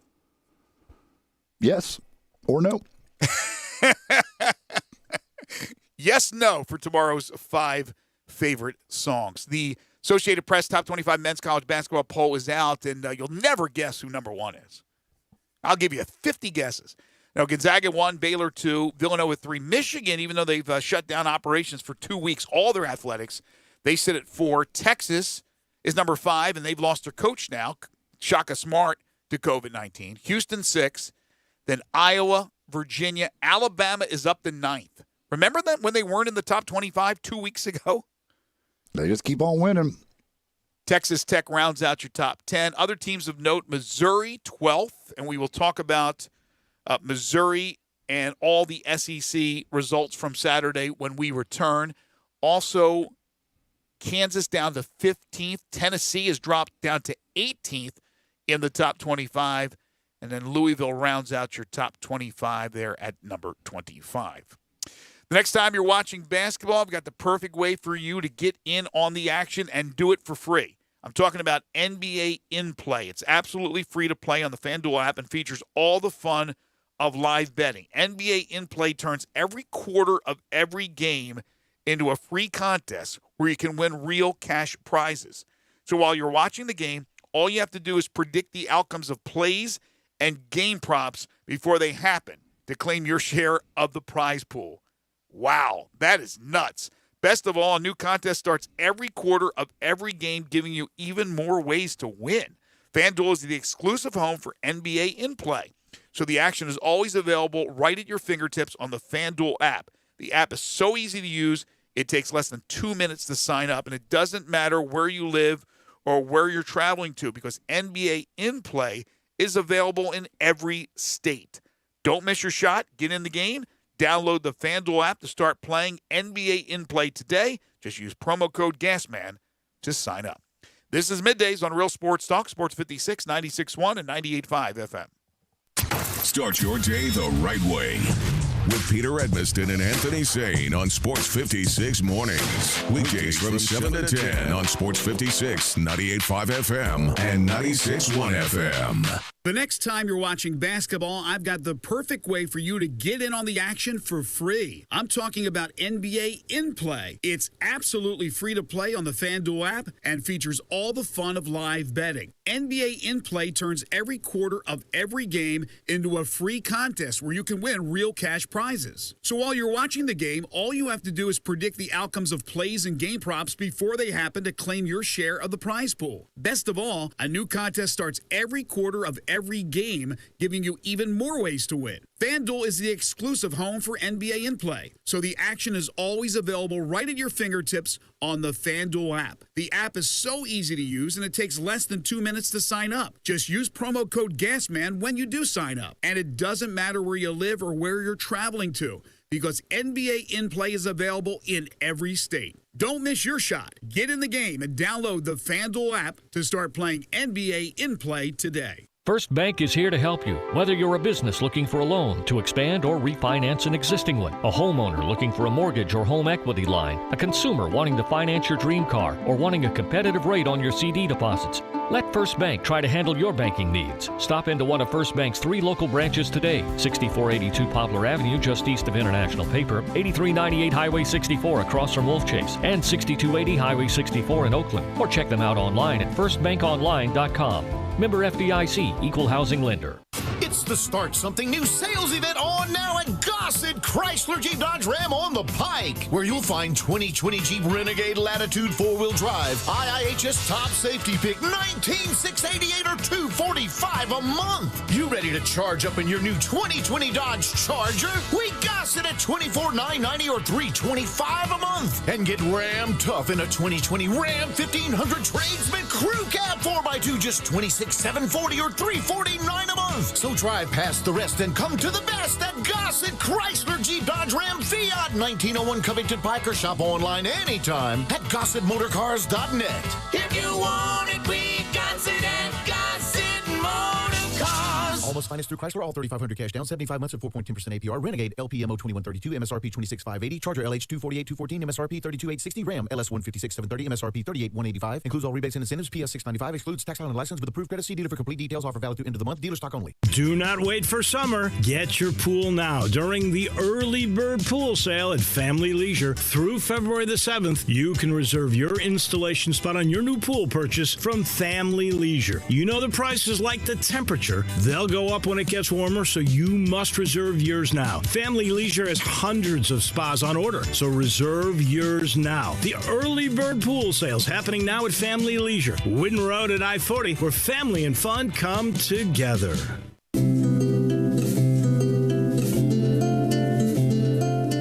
I'm a big fan of Town Village, and there is always something to do year-round. Nestled in the heart of East Memphis, located corner of Park and Cherry, is a beautiful residential neighborhood. Looking for a great place to retire, but you still have a very active lifestyle? Then visit Town Village. Only requirements that you're 55 plus. Prices per month starting at $24.50. The Gourmet Chef welcomes you to visit our restaurant and bistro. Package includes 3 complimentary meals per day, maid service, free local transportation, monthly coffee club, themed dinner parties, lots of fun. Visit us and call Daniel or Bo at Town Village Audubon Park at 901-374-7342. There's no place like home. Town Village Audubon Park.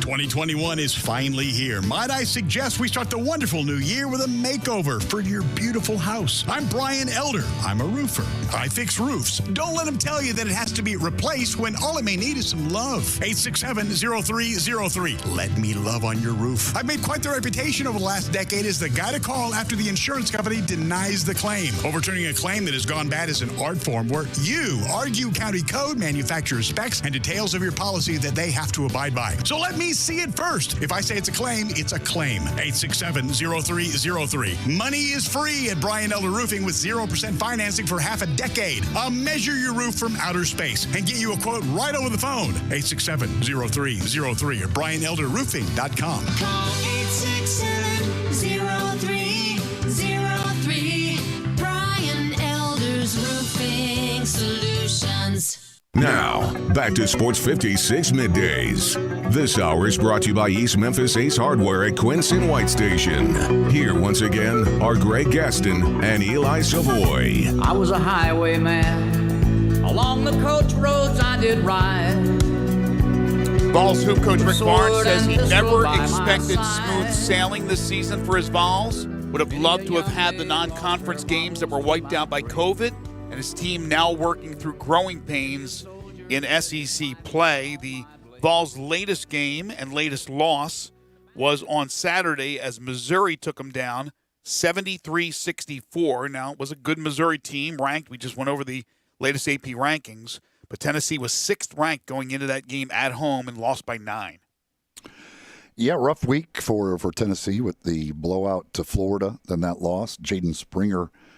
I guess Jaden Springer's that valuable to that team. Apparently. He's missed the 2 games, and they've lost both of them and have not looked good at all in those 2 games. Yeah, look, I know Springer's really good, but that is a team that was rolling, and now they go down at the hands of Missouri. Conzo Martin's done a tremendous job with that Missouri team, but that wasn't the only surprise of the weekend in the SEC. Kentucky beat LSU by 13. Explain that to me. Yeah, I don't know where that came from because it wasn't even that close. That was a blowout game. LSU has so much top line talent. Trenton Watford was great, but the rest of them were not. Javonte Smart was terrible, and Kentucky just turned in a fantastic performance. So I'm not sure. I'm not sure where that performance for Kentucky came from. Yeah, they're not ready to go away, making a little bit of noise in the SEC, and we'll see what happens when it comes tournament time. I'm talking conference tournament time. They got a little down. Now it gets real difficult. It's a good thing they got that win because I talked about it last week. The schedule now, Alabama, Texas, Missouri, Tennessee are the next 4. Yeah. So good luck. Murderers Row. And speaking of Alabama, they've been the most consistent team and maybe the best team. You could argue that in the SEC. Obviously the highest ranked team now. As Alabama continues to move up the polls, they beat Mississippi State 81-73. There hasn't been a letdown game by Alabama. This is maybe a little tighter than people thought it would be, but Mississippi State still has a pulse. They're not a bad basketball team, and they battled them, but Alabama still gets the win by 8. Yeah, I mean, they make shots. It's just they constantly make shots. They are extremely good offensively. And I mentioned, so in the offensive and defensive efficiency, they are 13th in the nation in offense and 11th in defense. Wow. So top 13 in both. I mean, they play fast. They either, I've talked about it before, it's basically either a layup or a three-pointer. And they make a ton of threes. And Nate Oates, the coach at Alabama, was hired at Buffalo by Danny White. Yes. The Tennessee Vols' new AD, and we'll talk a little bit more about that in just a second. Florida beat Georgia 92-84. Arkansas all over Vanderbilt 92-71. Now, I know Vanderbilt had a lot of issues with COVID early. This is what, year 2 for Jerry Stackhouse? Yes. Were they expected to be bad? Yeah. They were? Okay. Yeah, they weren't good last year, and they lost their 2 best players. Now, Scottie Pippen Jr. has played very well. He's scored a lot, but they don't have much else. And yeah, they've had all kinds of COVID issues as well. Auburn blasts South Carolina 109-86, and the Ole Miss Rebels get a win 61-50 over Texas A&M. So would you say the worst team in the SEC is Vanderbilt?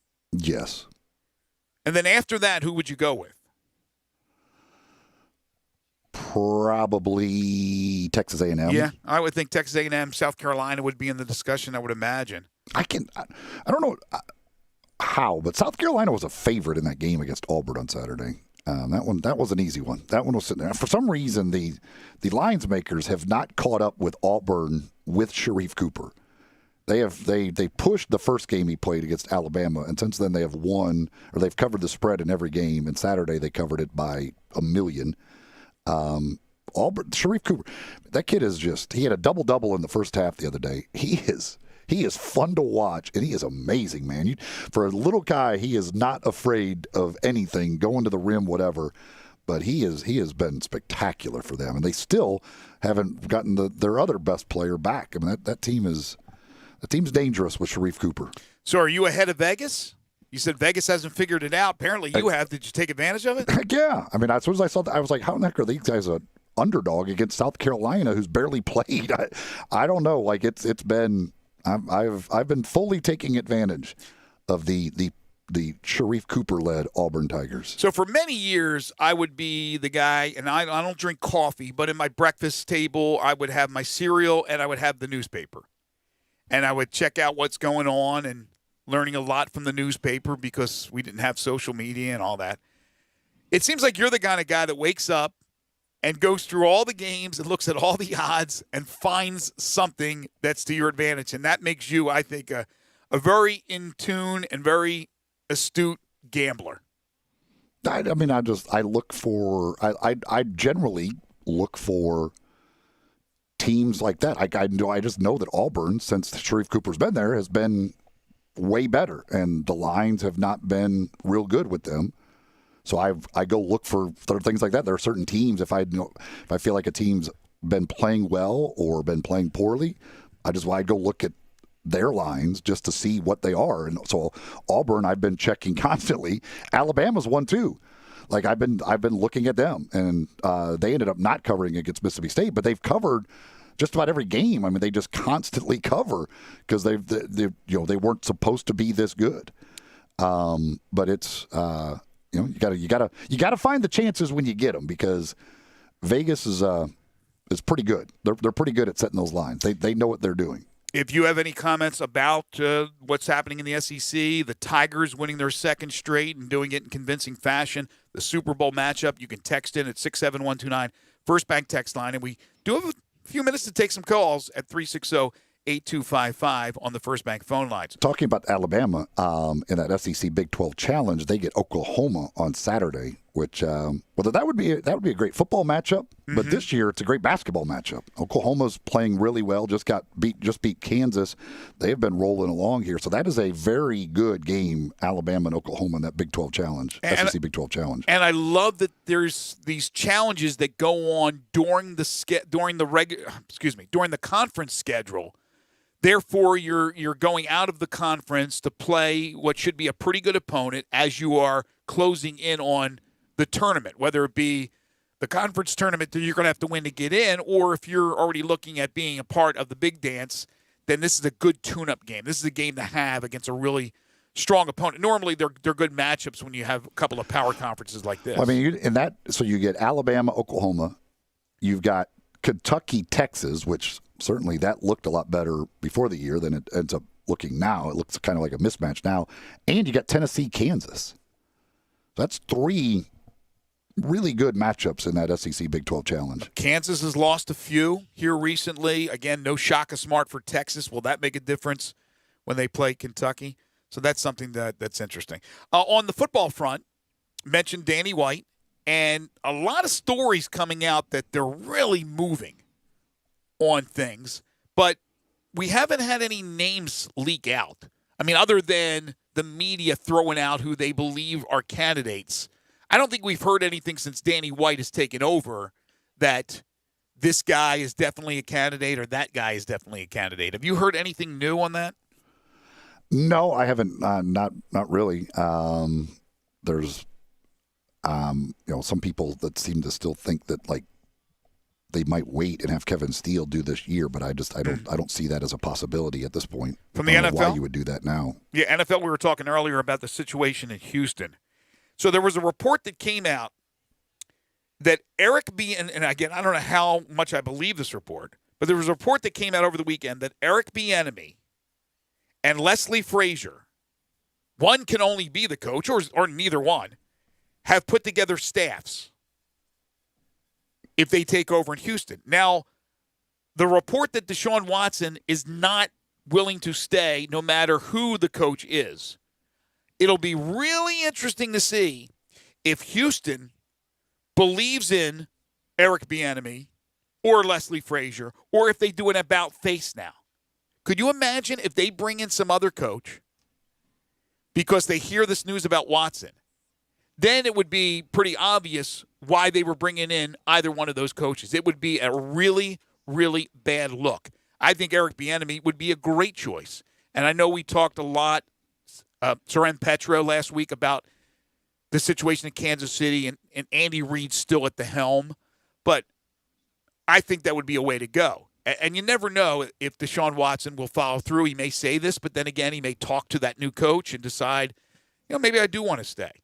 The other thing, too, about this Super Bowl matchup, you have two African-American offensive coordinators in Byron Leftwich for Tampa Bay, Eric Bieniemy for Kansas City, and all the coordinators in Tampa Bay are African-American.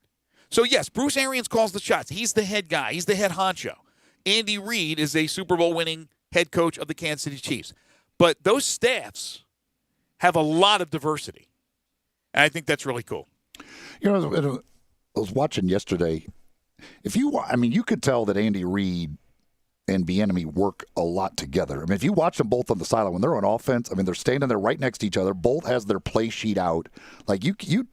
Reid is calling the plays, but he's getting a lot of help from Bieniemy. It looks like. It looks like they are very much working hand in hand when they have the football. They don't leave each other's side pretty much the whole day, but when they have they both got their play sheet out. They both look like they're constantly talking to each other about stuff. Of course, I'd like to call plays for that offense too. Look, Reid's the mastermind since he came to Kansas City and knew the type of players they needed. But Eric Bieniemy, you're right, works hand in hand with him. And how many disciples of head coaches have gone on? Why not Eric Bieniemy? I really think that's the move that Houston should make. The fact that they haven't done anything yet would lead you to believe, now again, it could be Leslie Frazier, who now they could actually do him. Now, he's been a head coach. They'll still have to wait for Bieniemy, although I guess you could technically announce something before the Super Bowl if you wanted that he's going to be your head coach. But yeah, if they have, without doing anything till now, it would lead you to believe that they're going to go down one of those tracks. We'll see if anything happens this week as far as that is concerned. Mid-South Ag, for all your equipment needs, they are the people to go see. They have been doing it a long time. They know everything about the business, and they've got the best name in the business. That's the Case IH Farmall series of tractors. All different sizes of tractors, versatile performers, loading, baling, tilling, mowing, whatever it is. They've got one of the what you need, and they've got great values as well, allowing you to cut costs without cutting corners. Mid-South Ag is located just south of Collierville on Goodman Road. You could take I-269 to the Goodman Road exit, get off there, head west. It's just a half mile, and you'll be at Mid-South Ag Equipment. You can find them online at midsouthag.com, where they will have their full inventory for you, whether you're looking for a new equipment, used equipment, or maybe you just need service on some equipment. They can take care of that as well at Mid-South Ag. Also on the website to see what deals they've got going on right now. It's at Mid-South Ag Equipment. Again, just south of Collierville on Goodman Road. Go see them at Mid-South Ag. One of the things I learned over the weekend was that Zach Randolph, former Grizzly, and the late Kobe Bryant had much more of a relationship after Kobe had retired than just their relationship on the court. Very interesting story written by Mark Stein. Want to discuss that, and we'll put a wrap on this Monday edition of Middays with one final thing. This is Sports 56 Middays on Real Sports Talk, Sports 56, 96.1 and 98.5 FM. Grab a seat for a happy hour with John Harden Passengers will please fasten their seatbelts. on Sports 56 Happy Hour. Weekdays from 1 to 3 on Sports 56, 98.5 FM and 96.1 FM. Mid-South, there's never been a better time to buy than right now at Gossett Kia on Covington Pike. So start your new year in a new ride like 2021 Kia Forte, $142 a month lease. The all-new 2021 Kia Soul, completely redesigned exterior and interior, yours for $148 a month lease. Plus the sporty mid-size sedan 2021 Kia K5, $182 a month lease. All 36 months, $31.49 due at signing. Plus Kia's 10-year, 100,000-mile powertrain limited warranty. So hurry to Gossett Kia Covington Pike. Online, KiaCovingtonPike.com. Ask for Bobby J. He'll put you in a Kia today. If you want it, we got it at Gossett Motor Cars. All 36-month leases, $31.49 due at signing, 0 security deposit, $650 acquisition fee, 10,000 miles per year, 20 cents excess mileage, Forte ME296,274, MSRP $20,625, sold M7755,682, MSRP $20,315, K5 MG 003199, MSRP $25,725, includes all manufacturer rebates and incentives, PF 695, excludes tax title and license with approved credit, warranty is a limited powertrain warranty. See Kia.com or retailer for details. Offer valid through 1/31/21, dealer stock only. Do you want a greener, more weed-free lawn? And if you're like me, you can't stand the sight of dandelions, clover, or especially crabgrass. Hi, I'm Brandon Hawley, president of Lawn Solutions. We are your locally owned and operated weed control and fertilization company. We are also experts in disease and insect control on your lawn and landscape. Our uniformed technicians are full-time, year-round licensed and certified by the state of Tennessee. Lawn Solutions' personalized service is far more superior to that of national companies that promise but simply cannot deliver. We return phone calls, we keep appointments, and we want your business. What we will not do is bother you with endless phone calls or junk mail. Lawn Solutions will not sell you something your lawn doesn't need. If you're looking for a local lawn care company to kill your weeds and feed your grass, then Lawn Solutions is the finest. Call us at 867-5626. That's 867-5626. Or go online at lawnsolutionsinc.net. From our family to yours, we want to thank you for your business. Case IH is a proud supporter of the Mississippi Farm Bureau, and thanks to a membership benefits partnership, Mississippi Farm Bureau members receive a discount of up to $500 on every qualifying Case IH tractor and piece of equipment you purchase. This discount may be used with other promotions, rebates, or offers. So join Mid-South Ag Equipment and the Mississippi Farm Bureau and pocket up to $500 in savings. Call Mid-South Ag at 662-890-3141 to get your discount today. All 75 months at 3.4%. G4, MHFO1604, MSRP 17735. Sport, MU0023664, MSRP 24740. Outlander, LZO 39486, MSRP 26630. Includes all rebates and incentives. PF 695. Excludes tax title and license with approved credit. See dealer for complete details. Offer valid through end of the month. Dealer stock only. Start 2021 with a bang and your new ride from Gossett Mitsubishi on the Pike. Spend less time filling up and more time getting to the things you love with the 2021 Mitsubishi Mirage G4, 41 mpg highway, $14,994 or $179 a month. Adventure-ready 2021 Outlander Sport, $19,673 or $239 a month. And Gossett Mitsubishi has the feature-filled family SUV 2020 Mitsubishi Outlander, $21,643 or $269 a month. Not leases, you own them. Plus, you get Mitsubishi's 10-year, 100,000-mile powertrain limited warranty. That's Gossett Mitsubishi, 1870 Covington Pike, or shop online at memphismitsubishi.com. If you want it, we got it at Gossett Motor Cars.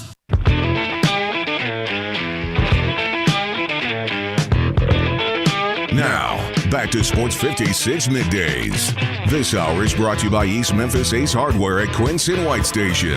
Here once again are Greg Gaston and Eli Savoy. He was a hard-headed man. He was brutally handsome.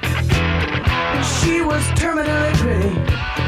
I read this story over the weekend, and I would suggest to you that you should read it as well. Fans of Zach Randolph, the former Grizzly, and his relationship with the late, great Kobe Bryant. Mark Stein wrote this for the New York Times.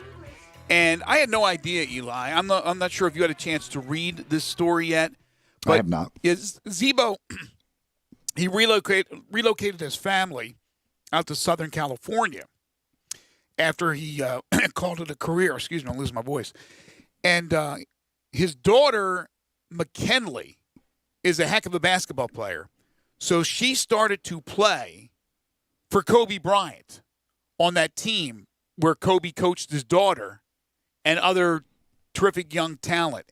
And how it blossomed Zebo's relationship with Kobe, the coach, and how there was no favoritism and the way he treated her. And she loved playing for Coach Bryant. And then, of course, the tragedy. So it's a terrific story when you get a chance. Of course, Zebo calls Kobe one of the best to ever do it, but he means not only as a player, but as a coach. He thought he was just a terrific mind at these young ladies were learning so much about the game of basketball. It is a great, great story. And is it tomorrow is the 1-year anniversary of the death of Kobe? Oh, is it tomorrow? Which is amazing to think that that's been a year. And, boy, how things have changed in that year. But, yeah, one year tomorrow from that tragedy. Well, it was it was so shocking and such a huge story, and it still will always be a huge story in 2020. But then everything else caved in with the pandemic and obviously the protests and things of that nature, and it became just one of the craziest, wildest years we've ever had in the history of this country, of course. And then you forget about, for a second there, how many big names passed away. And, of course, with Kobe, it had nothing to do with COVID, but just the tragedy nonetheless. But it is a really, really good story that you guys need to check out. If you want to go get some running gear, you know the place to do it is Fleet Feet with 2 locations in the area. They're in East Memphis in the Laurelwood Shopping Center. That's next to Panera Bread Company out in Collierville. They're at Poplar and Houston Levy, next door to the Huey's location out there. And you can go to either one of the 2 locations of Fleet Feet. They'll take a look at the way you run or walk and get you fitted with shoes just right for you. Not only do they have all the different makes and models of shoes and find one right for you, but they've got all the other gear that you would need as well. And maybe you've got questions about getting started running or training for some races or things like that. Well, they'll answer those questions as well. They're all runners. They're all about the runners. They're at Fleet Feet. Again, in either one of the 2 locations, go see them at Fleet Feet. And we're starting to think, things are starting to heat up on the golf tour, on the PGA Tour, as we're, just a couple of months away from another Masters. It's weird to say another Masters, but we have the traditional April Masters. And yesterday was crazy on the PGA Tour. Patrick Cantlay on a Sunday in the American Express event out in California shot a 61, 11 under 61, but ends up losing by a stroke to Siwoo Kim. Thank you very much, Siwoo Kim. The degenerates over there betting on Siwoo Kim and winning. Plus 1,200 after the first round when he was only 1 back. And also had Patrick Cantlay to finish in the top 10. So it was a double winner for me. Good for you. Good on you. He had me saying woo. Time now for one final thing. Before Greg and Eli get out of here for the day, they each have one final thing they think you should know to make it through the rest of your day. So here are Greg and Eli with one final thing. Even though you had Cantlay in the top 10 to finish in the top 10, I'm sure you were getting a little concerned when he kept dropping birdies were nothing. When he made the putt on 18, I actually thought, I was like, you got to be kidding me. He's going to he's going to win this thing and not let Siwoo get there. But Siwoo made the back-to-back. Was it back-to-back birdies? I can't remember. Yeah, he made I think it was back-to-back birdies. Back-to-back. 16 and 17. The Island Green, when that putt went in on 17, I was saying woo at that point. Good for you. Duke men's basketball coach Mike Krzyzewski reached out and apologized to a student reporter days after a viral exchange between the two. Jake Piazza, a reporter for the Duke Chronicle student newspaper, asked Coach K about his team's, quote, next step forward following Saturday's 70-65 loss to Louisville. Duke missed multiple shots in the final minutes, but the longtime head coach wasn't in the mood to answer. Quote, yeah, why don't we just evaluate this game? I'm not into what our next step forward is right now, Krzyzewski said on the post-game Zoom call. He then compared the scenario to Piazza exiting a difficult class and immediately being asked about his toughest test. But Piazza, who made the trip to Louisville, said Krzyzewski called him once he got back to his apartment in Durham. Our call was short, but the sincerity in his apology was genuine, he wrote in a column on Monday, and in the end, I appreciated the call. Duke, by the way, 5-5, 3-3 in the American Cup or in the ACC. Yeah, I think a little. I think, and listen, I'm not the one to defend Coach K. Everybody knows that. But I think people took that a little bit too far. I don't think the comments were that bad. Yeah, but people are sensitive. When people first, he attacked a student reporter, I'm like, oh my gosh, what did he say? And when I watch it, I'm like, okay, I mean, it maybe not the greatest thing, but it's not like he went off on the kid or something. I thought people made a little bit too big of a deal out of that, but nonetheless. Yeah, he was a little short with the kid, but I guess because he was, I don't know. Krzyzewski doesn't know this guy's a student newspaper reporter or a reporter for the New York Times. But the point is that, he's a little short. Well, he knew he was a student reporter. Did he know right? That's why I asked about the class. Oh, that's right. He did know that. But, I mean, the point is that I didn't think it was as serious as other people said, as big a deal. But he was still short with the kid, and he was a little, I'm Mike Krzyzewski, and you are this guy. So I'm glad he did call and apologize. Mike Krzyzewski's generally going to be a jerk to people. That's just what he is. Anyway, history is being made tonight in the NBA.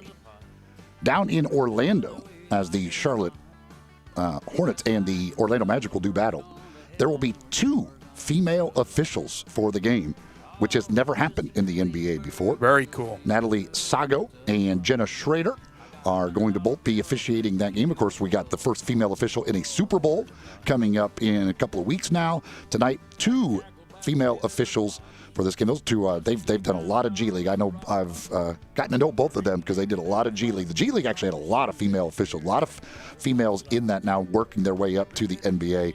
And so that's cool to see those 2 working together tonight. First time in NBA history with 2 female officials on a game. I think we're close to that point where we won't have to say it's a female official, where it's just an official.